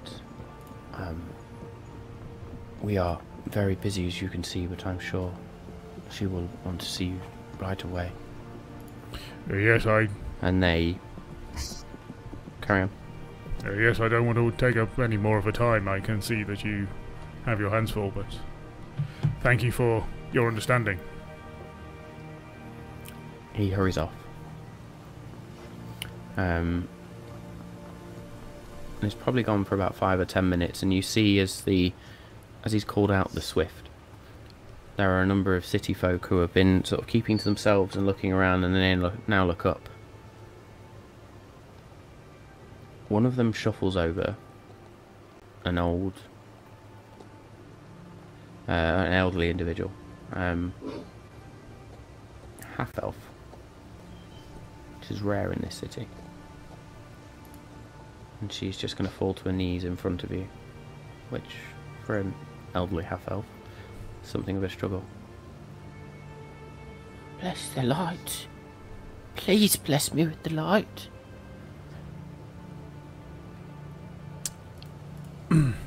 Feeling a little bit awkward, but doing his best. Dargon will go down onto one knee, and I shall say, place your hands on this armour. And if she does, I shall also place my hand on her shoulder, and I shall cast Healing Light. She immediately reaches forward and places 2 hands on the thigh, if you like, where you've got this sort of... In fact, well, it'd be against your boot, actually, where you wear this sort of very radiant boot. She just places her hand either side and bows her head down. Thank you. Thank you so much. As you then cast this healing light. Serenray has helped us all greatly. I hope that she can be in your minds for a long time. And I shall help her back up. As you cast healing light, you notice there's a small pop to an elbow, just sort of pops back in. Oh. It's been giving me jip for weeks. Thank you. Thank you. Well, you're very welcome. Stay out of the cold. It's not good for all of our joints as we get older. Lovely to meet you. Malt. My name's Dargon. And you, sir? Dargon. Dargon. Master of the Nalakutha. light. Nalakutha. Exotic. Blessings be upon you, Dargon. And you. May her light always be with you. She's actually just going to lift up one of your hands and places a kiss on it in reverence. And she's then just going to shuffle off to the side, and you can see people are now paying you a little bit more attention. And then a voice sort of steps in from the side, and well, that's one way of getting people's attention. I'll stand up, turn around, so I've got my back sort of to the room, and with to the voice, he'll be like, "Oh, High Priestess, The High good to Priestess see will you. smile at this. It's an honour to see you again." And you have changed since we last met. Please, follow me. And she leads you off into a side chamber, and the priest, the cleric that had sort of attended to you originally and went and got the High Priestess, now returns back, and you can see the old lady who you've just healed slightly begins to sob somewhat, but it is happy tears, and he just sort of sits down next to her and holds her while she just cries a little bit. You enter into an antechamber, which is quite clearly the High Priestess's office of sorts. It is a mess in here. It is clearly the chamber of someone who's been very, very busy.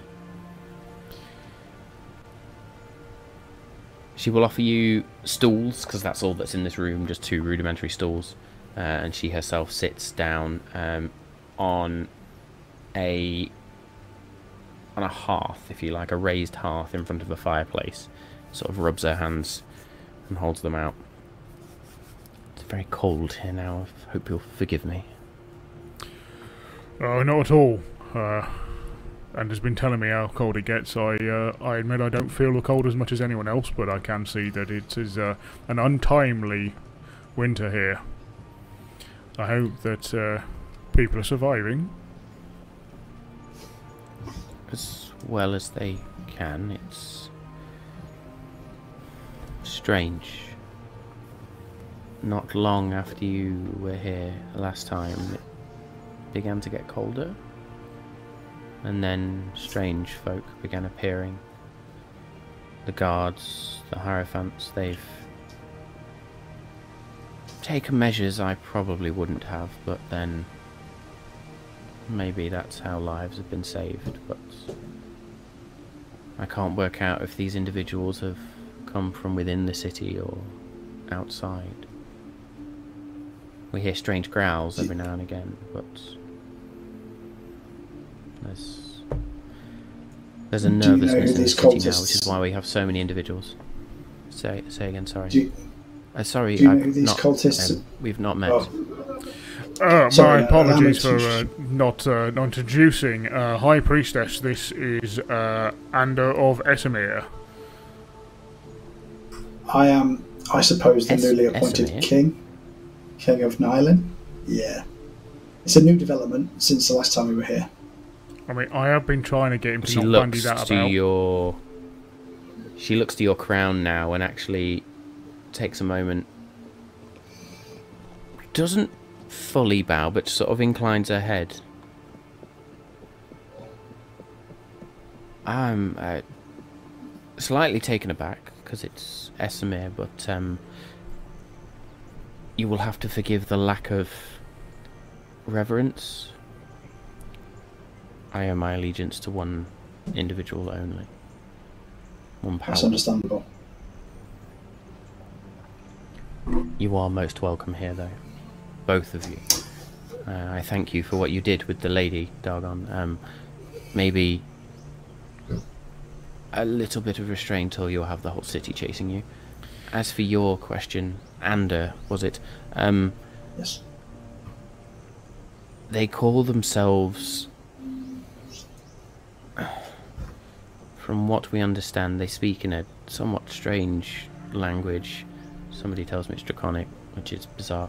But apparently they are calling themselves the Cult of the White. Rather simple, if you ask me. Yeah. And you know what? We arrived here because we wanted to... well, last time we were here you said it was going to be a rare folly to speak to the governors of these places. If that, I can't remember what you called them. The Guild Masters. The Guild Masters.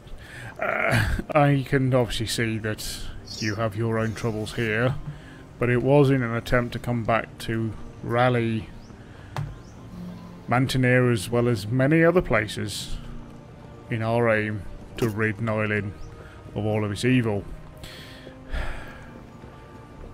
I don't want to leave without trying, but I have to admit that since arriving here we've had clearly more questions brought to us than answers, and we've only been here a very short amount of time.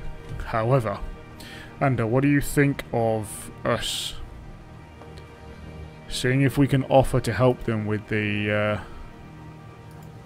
what did you call it? The Legion of the White?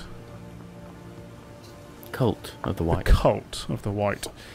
Cult. Yes, it's very, very tacky. Yeah, terrible. I wonder, would they be willing to... Well, would it garner us favour if we helped them with the Cult of the White? I'm thinking that we can't just come here and ask for help when you guys are in trouble without us giving something in return.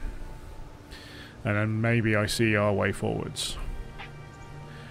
We think we know who the Cult of the White are giving their allegiance to. I'm not saying we have the ability to be able to actually take them out, but maybe we can help with the infestation you currently have. Do you think there's any way in which we can speak to the Guild Masters without doing this? Well, the Guild Masters have locked themselves inside their guild halls, and well, we haven't seen them in weeks, to be totally honest. We are, along with the Hierophants and, well, the Commander Needletap, we are dealing with the city. Okay. Looking after those. Well, I don't know how to put this plainly, but how do you know they haven't been infiltrated by the cult themselves? And we don't. But if they have chosen to turn their back on the people they governed, then as much as it pains me to take this view, I have a duty to those in need, not those who hoard their assets for themselves and do not help those around them. I know this may not be your If area. you wish to chase this cult down, we're not going to stop you. And in fact, the Hierophants will probably aid you where they can. I said to you before, the only thing I can offer you is healers. But I stand by that promise. That's very kind. Just out of interest, the guard of Mantenir. The Hierophants, yes.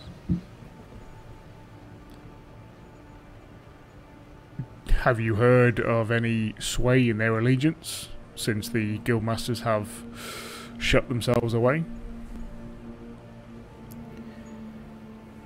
Sway in their allegiance.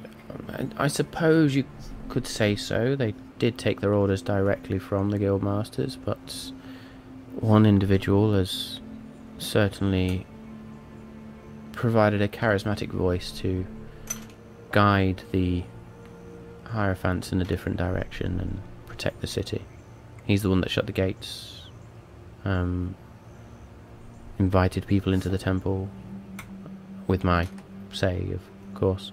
But yes, seek out, as I said, his name is Commander Needletap. Ria's Needletap. Just out of interest, does that ring a bell? Because I can't remember. Did what's his name leave Mantenir? Make me straight wisdom check, please. Cheers. Oh, is that? Yeah. Yeah. Do you know what I mean? I'm like, is that what? Oh, balls. Yeah. 3.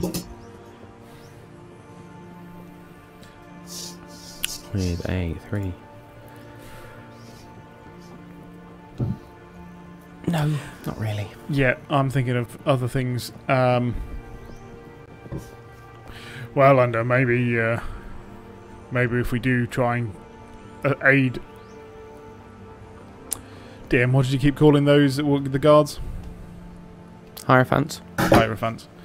Maybe if we do aid the Hierophants quickly, then maybe we can go on a favour with them. After all, it's not their leaders, but it's them who we actually want help from. True. And I'm not going to ask the town folk, city folk, to call up arms. They need to survive and carry on. But maybe a quick discussion for aid, food, water, provisions, and an agreement with the guards for the Hierophants for some aid when it comes to it. To be honest, I don't care about the guildmasters. They can freeze to death up here.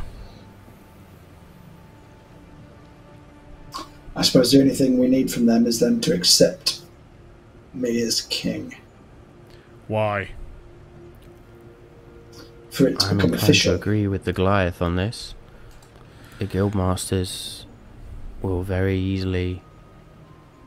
Well, it's not the guildmasters you need to convince. Those It's the people out there in that temple and the people out in their Yeah. homes are the people you need.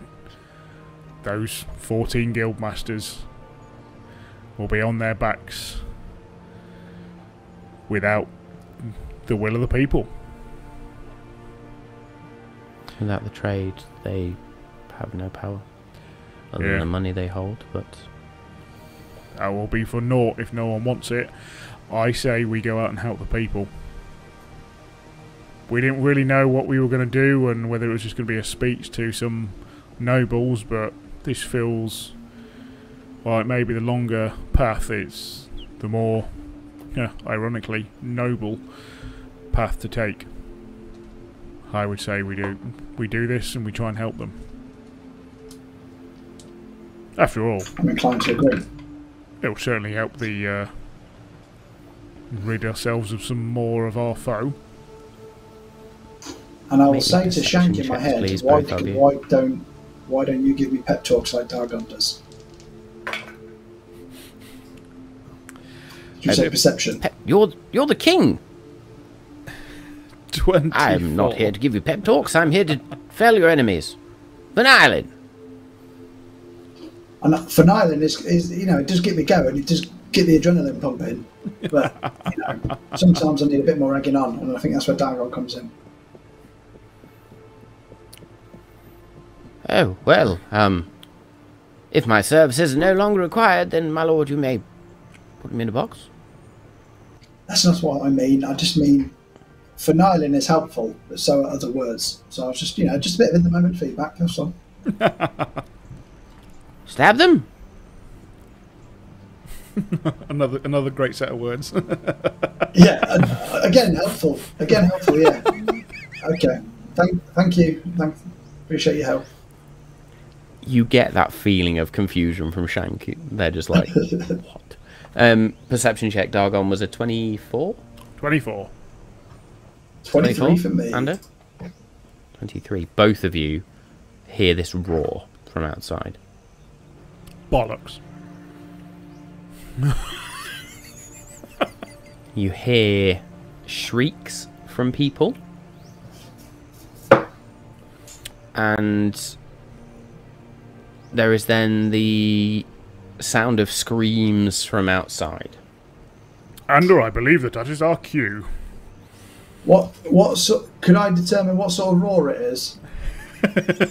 Make me a nature check, please. I'm good at those. A 21. 10. Andy, you've heard very similar roars from one who stands not mere feet away from you. That was a definite bear roar. Do you know what my fear is, Dagon? That was a bear roar, and I'm thinking, those kobolds we fought, the werebears. Yep. That's what I'm worried about. That's what I think we're dealing with. Well, do you know what? Let's go find out.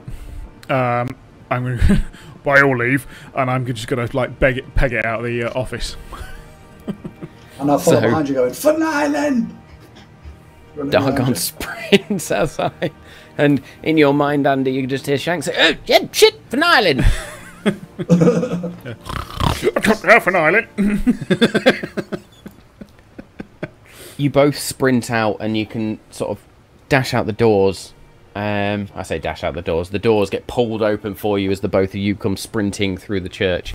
Slide down the and snow. People sort of stick to the side. Yeah, literally down the icy steps.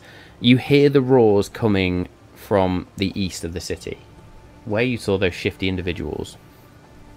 As you turn, you see the bodies of 3 hierophants just ripped in half.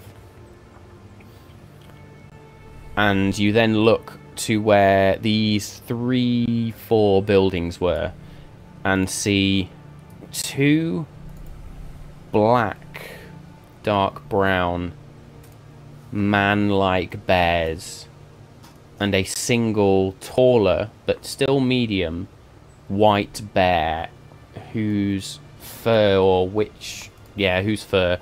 is decorated with these light blue striations and patterns. I'm going to say you sprint on ahead, and with that, let's roll some initiative with your yes. D8. Way! Oh, let's do this. I've got a natural 20 on initiative. No way. Nice. D8. And I got an 8 on the D8, so that's 35 on initiative. Literally, what I was saying is the maximum that I could get, and you were like, just actually did 35. Yeah. Shit and I corruption. think I'm going first. I was about to say, you go before you get off your chair in the office. Yeah.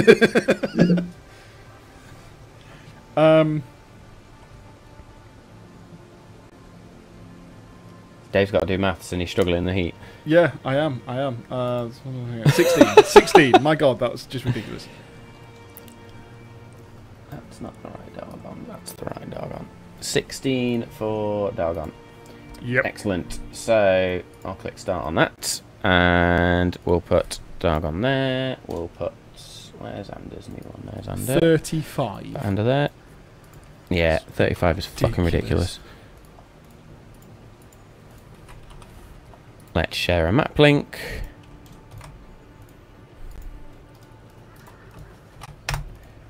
And cool. Alrighty then.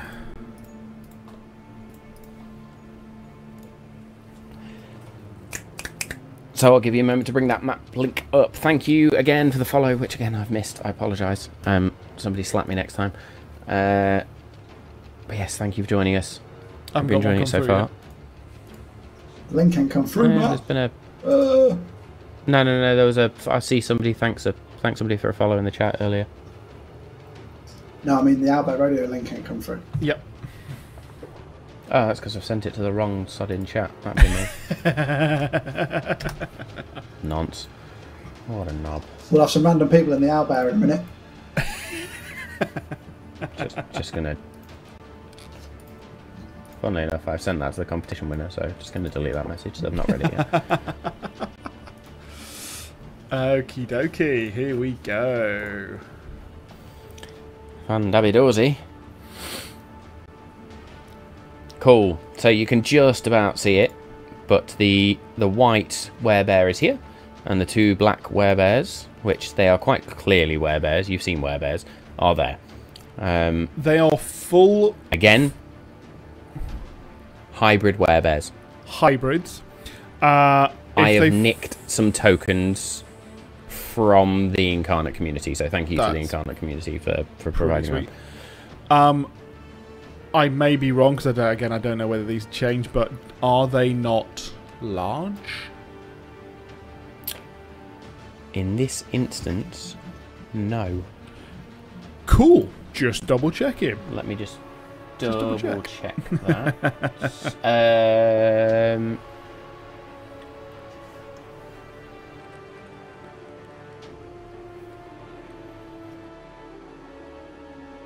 No, they aren't. You're very correct.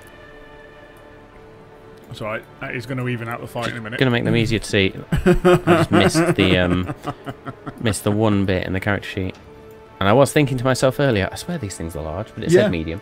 But no, it's all good. So 3 of them are just going to roar. I've managed to fuck that up completely. Yeah, Andy, you are up first. Oh, because I haven't saved it. Are you sure it's not Kirik? No, sorry, it was my fault. I didn't press save. Like a plum. So I will happily, knowing that I have some minor inconvenient disabilities with my spell casting abilities, I will stick to what I know, and I will use my bow and arrow, please. So I will aim for the white bear, because I think he's the leader. So okay. I'll use bonus action, steady aim to get advantage on it.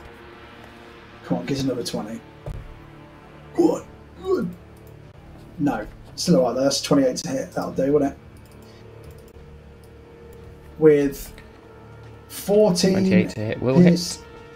14 piercing damage and a sneak attack damage of 5d6 now. That was 14 piercing, you said? Yeah, 14 piercing.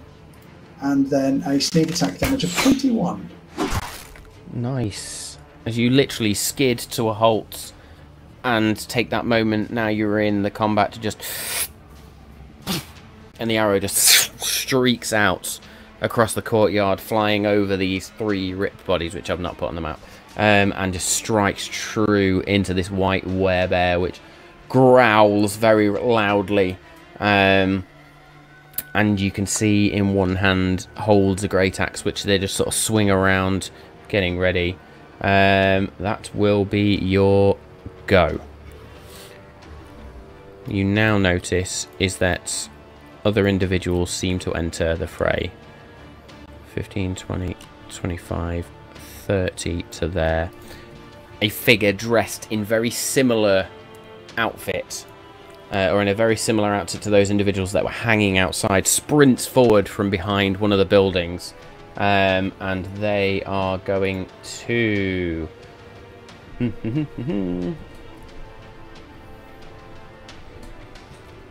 What's the range on that fucker? Come on, mouse, where are you gone? There you are. Okay, Ander, I am going to need a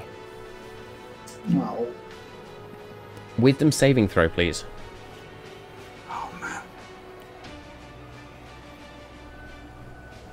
Oh, that's not bad. 16. 16 is enough. You feel this spell hit you as this individual sprints out and just throws a hand out, and these white bands of energy, if you like, seem to form around you for a moment, but you just mentally flex and they snap as you feel somebody try to cast Hold Person on you. Motherfucker.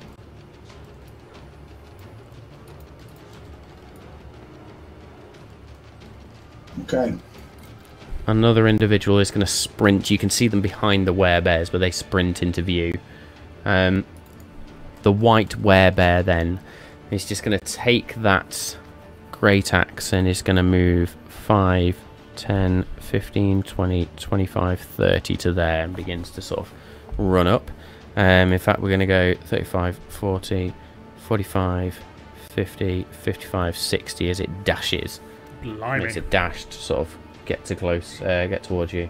And I need to double check the movement speed. There is 30 feet, which is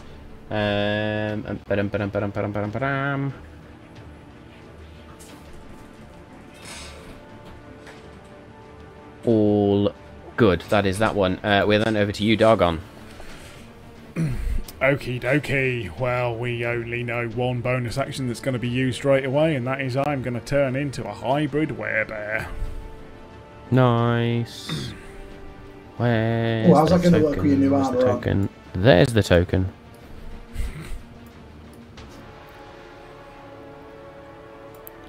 So let's just hide you. Stick you there. Darbear.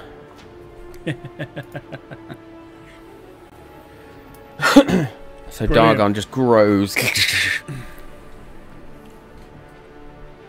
Dargon, you notice on your fur specifically, Yeah. your Goliath markings are visible. Okay. Similar to this one. That's all I'm going to say. Okay. Your Goliath markings are visible. So I grow to this side. Brothers, stay your course. You are better than this. She does not deserve your fealty. Stand down. I'm going to use my action to cast True Strike as a cantrip. Nice. And It's a bonus action. full action, actually, because my bonus action was to change. Is that a full action True Strike? Yeah, which is a very weird and random thing, because it doesn't make any sense why you would wait. Anyway, beside the point of why that's a really weird thing, I've been able to use it for a change. So yeah, I will be, and I believe that, yes, I will actually be pointing my sword at the white werebear. That will give me advantage on the white werebear on my next attack. Okay. On my next round, it will allow. It will pass the next round. Are you moving at all? 5 foot forwards, just to Okay. So you sort of squeeze square up around against that him. rock, but stand up yet.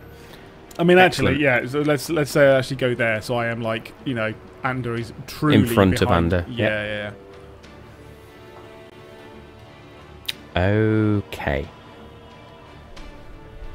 I hope they heard In me. this moment, then. Well, we will deal with that in just a second. But in this moment, I've lost the token. Where did it go? Where did it go? Where did it go? Where did it go? Where did it go? You hear the clanking of armor, and the sound of short legs running across the floor. And I don't want to say who it is until I find the fecking token. It's that gnome. But It there it followed is. us from all the way from in Idril. From the north, a figure just enters. 5, 10, 15, 20, 25, 30. Oh, there he is. As a dwarf in Hey. silver or yeah, sort of silverish plate mail armor just sprints through. You dirt bastards! Where the fuck have you been? And he's just gonna sprint further forward 5, 10, 15, 20, 25, 30 to there to get within some range of that cultist as Remley Shield Smasher barrels into the battlefield. Shield, sword out, ready to go. Right. Another cultist is going to appear just 5, 10, sort of dashes out and stands next to Remley and is going to take out a dagger. And he's going to attempt to hit with the dagger against Remley, which is going to be a natural 20 on my first attack roll for the knights. And there's no killing. She's going to hit.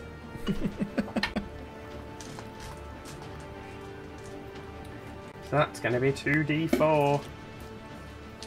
Okay, that's not too bad. Going to be 5, 6, 7 points of piercing damage to Remley Shield Smasher. As this dagger just finds some purchase between the armour that he wears. And he's just going to go, "Oof, you bastard." And another cultist is going to then appear 5, 10, 15, 20, 25, 30 over there. As there are now these 4 individuals in these strange robes and masks that appear on the battlefield. We then have Werebear A. He is going to 5, 10, 15, 20, 30, 35, 40, 45, 50, 55, 60 down to there. That's all they can do. And I believe it's then a Werebear B. Who's moving me tokens? I didn't mean to. I'm zooming in and out. 10, 15, 20, 25, 30, 35, 40, 45, 50, 55. So I'm going to say 55 to there because he's trying to climb over rocks, which is going to be difficult terrain. And we are then back around the top to the top of the encounter. Ander, what are you doing, sir? I will try and cast slow on the 3 bears in front of us. But because of my... Mama bear, Papa bear and baby bear. Yeah. So the wisdom save will not be 19, it'll be 15. Okay. Wisdom saving throw. So we're going to go with the white werebear first. Gets a 16. Bugger. Okay. The black werebear, so A. Natural 20. It's going well. And then 19 for the other. So slow, fail. So they get past slow, all of them. Big fail. My lucky dice is back. She's back, baby, after fucking 4 weeks of rolling shit. Excellent. So that will be your action. Bonus action? Do I have any left? Yes, I will give Bardic Inspiration to Dargon, just in case. So I'll do a little bird whistle, and you'll get your D8 for any check you want to do. Or healing or spell damage. Bardic Inspiration. There it is. Can you use that to an attack roll? You are bardically inspired. Yep. Yes. Right. Ability check, attack roll, save and throw, magical healing, magical damage. Mine. Okay. So, anything else in your turn movement? No, I'll stay behind Dargon. Okay, cool. In which case, Cultist A is going to go 5, 10, 15, 20 technically to get to there, to climb over that rock. Is going to square up to Remley and is also then going to try and stab him with a dagger. Which is going to be a 2 on the dice, which is going to miss. So this time, this cultist stabs in and Remley's just going to lift the shield up. And you just hear from Remley, "Yeah, that's better." Cultist D, 5, 10, 15, 20, 25, 30, 35, 40, 45, 50, 55, 60 to there. The Goliath is there, which is Dargon. Why have I written that down? Right. Don't know why I've written that down separately. The white werebear then is going to... what does this one want to do? It's going to take that great axe then, and it's going to make 2 melee attacks against you, Dargon, or Darbear. The first one is going to be a big fat 11. I jinx the dice straight away. I mean, even with my second one's coming in. That's better for a 27 to hit. Yeah, second one hits. You are going to take a grand total of 7 points of slashing damage. As this blade just... This is considered a magical great axe. Yeah. So there will be no halving on that one. No halving on that one. That will be its go. Dargon.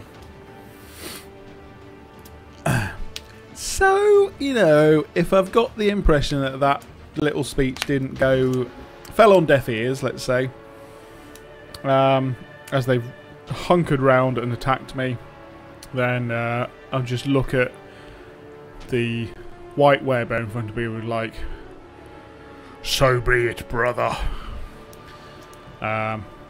He's gonna get 3 attacks to the base. So the first one is with advantage.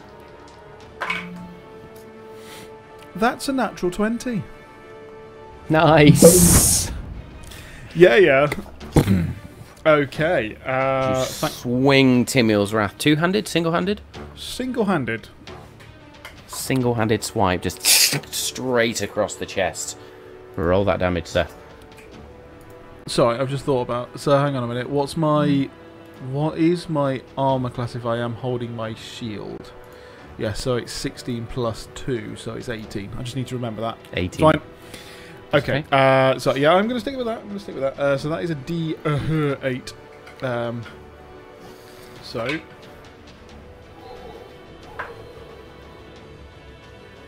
So that is 14 points of slashing damage to werebear. That was 2d8, by the way.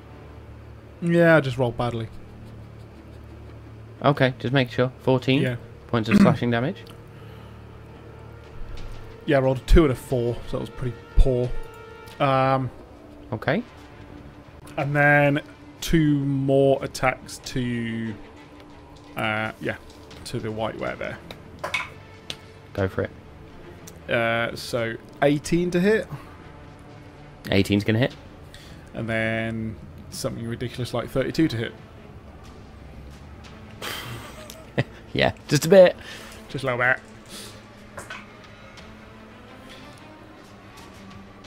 21 points of slashing damage to... for both of them. Nice. Okay then. Anything else in your turn? You have bonus actions and movement.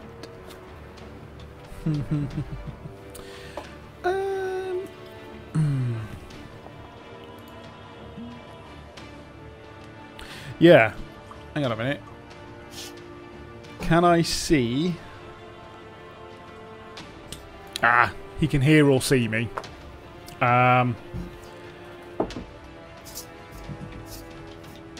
Yeah. I'm going to use my bonus action to grant Remley some temporary HP. Nice. As you shout... Remley, good to see you, old fella. That is... What is it? Why do I... It's a D10. Thank you. You tell me. Yeah, it's crazy, isn't it? Absolutely crazy. Right. 6 points of temporary HP. 6 points of temporary HP as you use... Rally as a bonus action. Rally. Cool. And it is then... Remley's go. So... Remley left that behind, so we can unequip that. Remley's going to take out his longsword, which he still has, and is going to swing with that at Cultist A first. for a 26 to hit. And he's doing that single-handed because he's got his shield out. Let's just make sure I've got that equipped, which it is. So that's going to be 1d8 plus stuff. Let's use that one, why not? Shouldn't use that one. That is a grand total of 7 points of slashing damage to Cultist A. So he's gonna do it again. As Remley just slices in twice, hopefully. That is an 18 to hit, which is also going to hit because the AC of the cultist is shit. They are then going to take an additional... Oh, that jumped out. Try again. 12 points of slashing damage from that second one. Nice. And then let's just check Remley's bonus actions. All good in the hood. Let's just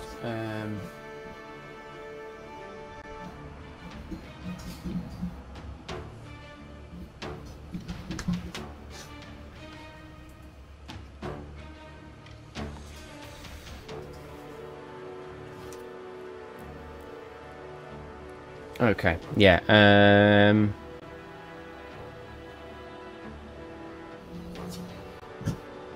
that's fine.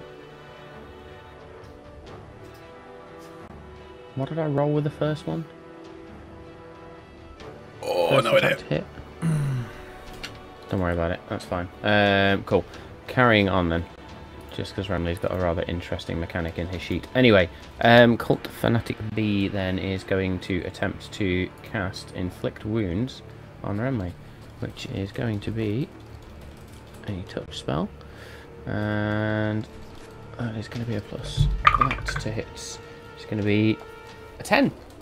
So goes to shove this hand, which burns with this whitish black energy, and goes to reach out and touch Remley, and Remley just puts the shield up and twats the hand away, and you can hear this crack slightly as he does twat the hand away.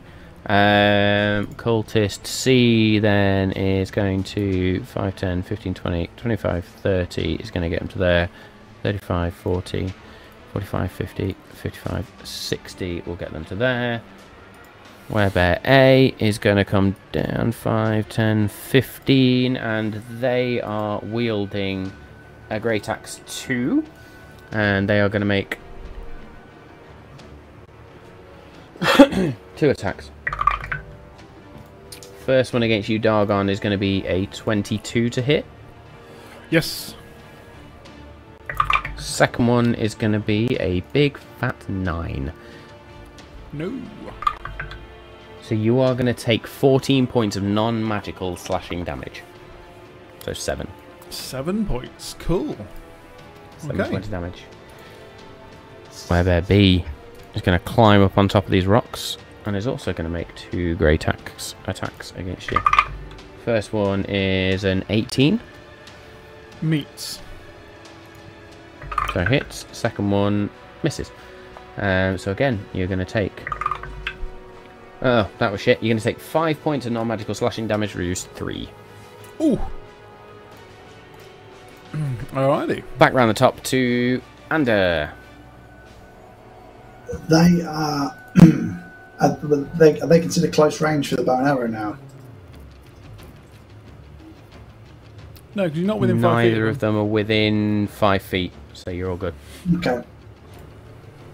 I will shoot B with the bow and arrow and climb on top of the rock and hit him Dagon. Mm-hmm. So you steady aim again to have advantage to hopefully get a 20. Come on. No. But still, a 30 to hit, so that'll do, won't it? Yeah. Just hit. 8 slashing piercing damage even, and then a sneak attack damage of... a lot of 2s in there. 14. Nice. 3 2s and 2 You 4s. just see this werebear climb up and attack Gargon. Fuck. Shoot the arrow and it's sort of into the neck underneath and it's just That will be your go. Cultist A then is going to try and cast Inflict Wounds on Remley. For a 17 to hit. Which does definitely not hit. Oh,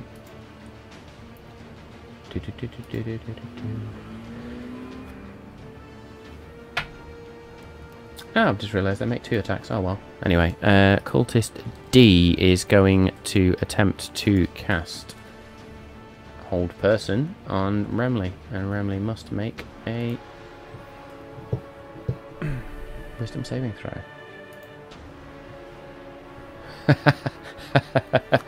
Hi, Samau. Hi. Yeah, they went to Mantenir and things happened. Yeah. Wisdom saving throw for Remley, which is going to be an 18. Remley is not held, so that's all good.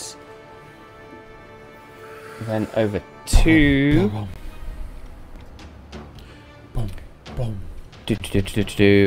we are then over to the white werebear, who is going to make a couple of swings with the great axe to Bring it on. Darbear. I think the First position one. was quite well in front of you. 13. Yeah, Dargon is a good shield. That's what I was saying. I'm a shield with a shield, so I'm doing all right. Second one's an unnatural 20. Yeah.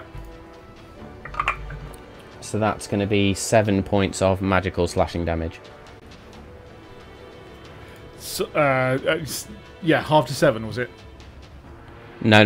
That was 7 points total, because this is from the white werebear who has a magical great axe. Of course, so it is just 7. Yes, absolutely. Yep. So I'm just looking at the time. We're going to finish this round, and then we will close for tonight, and we'll pick this up next time. But straight around to Dargon. Okie dokie, let's fuck this white guy up. So,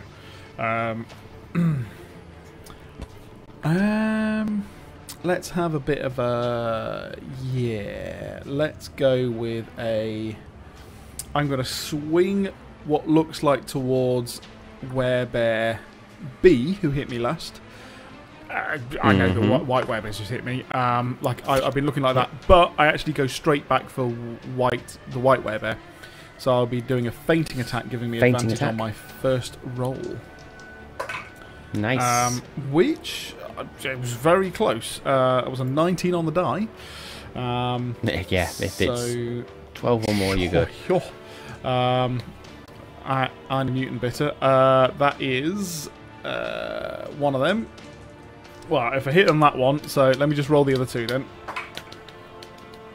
That is 17 plus stuff and 12 plus stuff, so 26 on that last one was the lowest one. So yep. Is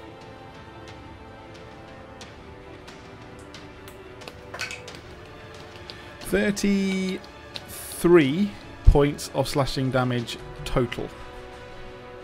33 points of slashing damage total, which as you... Sorry, it is that, plus my d10, because I forgot it's a superiority die. So whatever I just said, plus 8. 8. Yes, the white werebear now, as you just... 3 great slices. These 3 huge great wounds appear on the white werebear, and this red blood just begins to pour out as it is now bloodied. However, it is going to use a reaction and reduce that damage by a significant amount. So that's going to be 16 points of health back, which is still leaves it bloodied. Dargon, make me a very quick nature check with advantage, please. Ooh, oh, this is going to be so interesting. Yes, 17. That effect, as it doesn't take the full damage that you're expecting, is very similar to something you yourself use, which is a racial trait. Yeah. Okay. Cool. Anything else in your turn? I think that's bonus action and action, isn't it? It is bonus action and action, yeah. So I'm not going to move. That's it.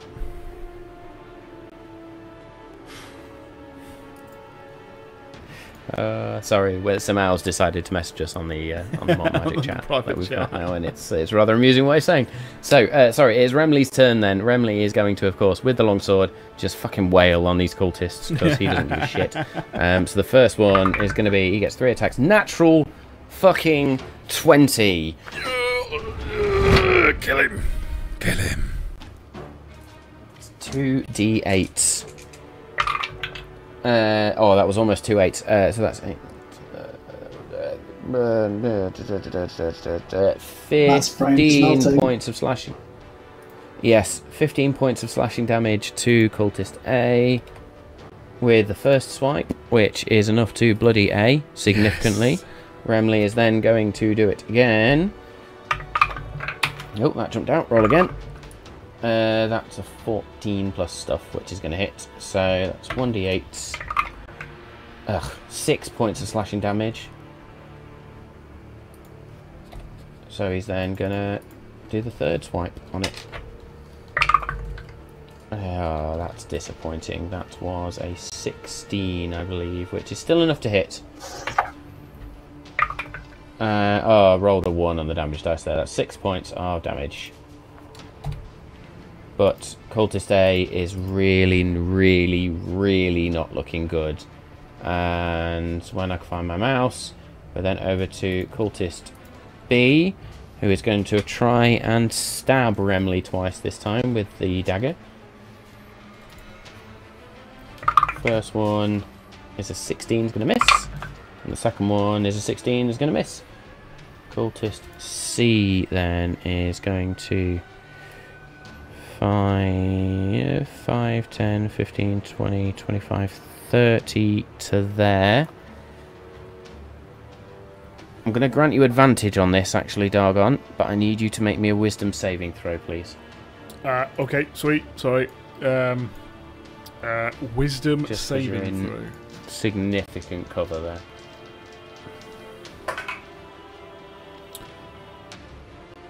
Okay, I do believe I haven't used my Bardic Inspiration and can use it for this. Is that correct? Yep. What have you rolled? I've rolled a 14 and that's straight. You're fine. Okay. You're I was welcome. like... as these white bands begin to form and you're just like... The cultists aren't particularly strong, is what you're probably beginning to figure out. Cool. So then Werebear A is, of course, just going to swing the fucking Great Axe at Dargon. For a 26 to hit with the first. Yeah, that'll about do it. And a 26 to hit with the second. I rolled 2 19s. Wow. So, yeah, that's going to be 3... 15, 19, 23 points of non-magical slashing damage reduced to 12. Okay. Oh, he's going to do the same. Boom. Oh, going to miss with the first. And then I think misses with the second as well. Yes, misses with the second as well. So that is Werebear B. And we are back round to the top of the round. So I'm going to say, given we are at just over 3 hours of running time now, we will pause there and we will pick this up in episode 100. So we will see what happens. But Remley has returned to the battlefield, ladies and gentlemen. He disappeared for some time. He's appeared again. He's beating cultists up. Samal's going to be here next week. We're going to deal with whatever he's been doing in Esmir. And yeah, let's see what we can do for Mantenir. So thank you all for joining us tonight. Thank you so much for all the follows that we've had tonight. That's amazing. Really, really appreciate the love and support. Please stick around for future episodes. We're going to do a giveaway next week. Stick or be in touch. So yes, we'll do a giveaway next week. We may run some more competitions. We will see. But please join us for episode 100. The whole team will be back. We'll pick up the rest of this fight. We will see where we end up. Thank you to all the tools that we've used tonight. Incarnate's obviously come through majorly in helping me create the map, and I'll be ready for the virtual tabletop, D&D Beyond for everything else. Hero Forge, you've seen some of those Hero Forge creations now. But yes, thank you for the support. I know it's hot in the UK, so I appreciate everybody sat in front of their computers or devices to sit and watch with us. Thank you to Danny and Dave for being awesome as always. That will be us for tonight. So the final thing for me to say is that we love you all. Please stay safe, and we will see you next time.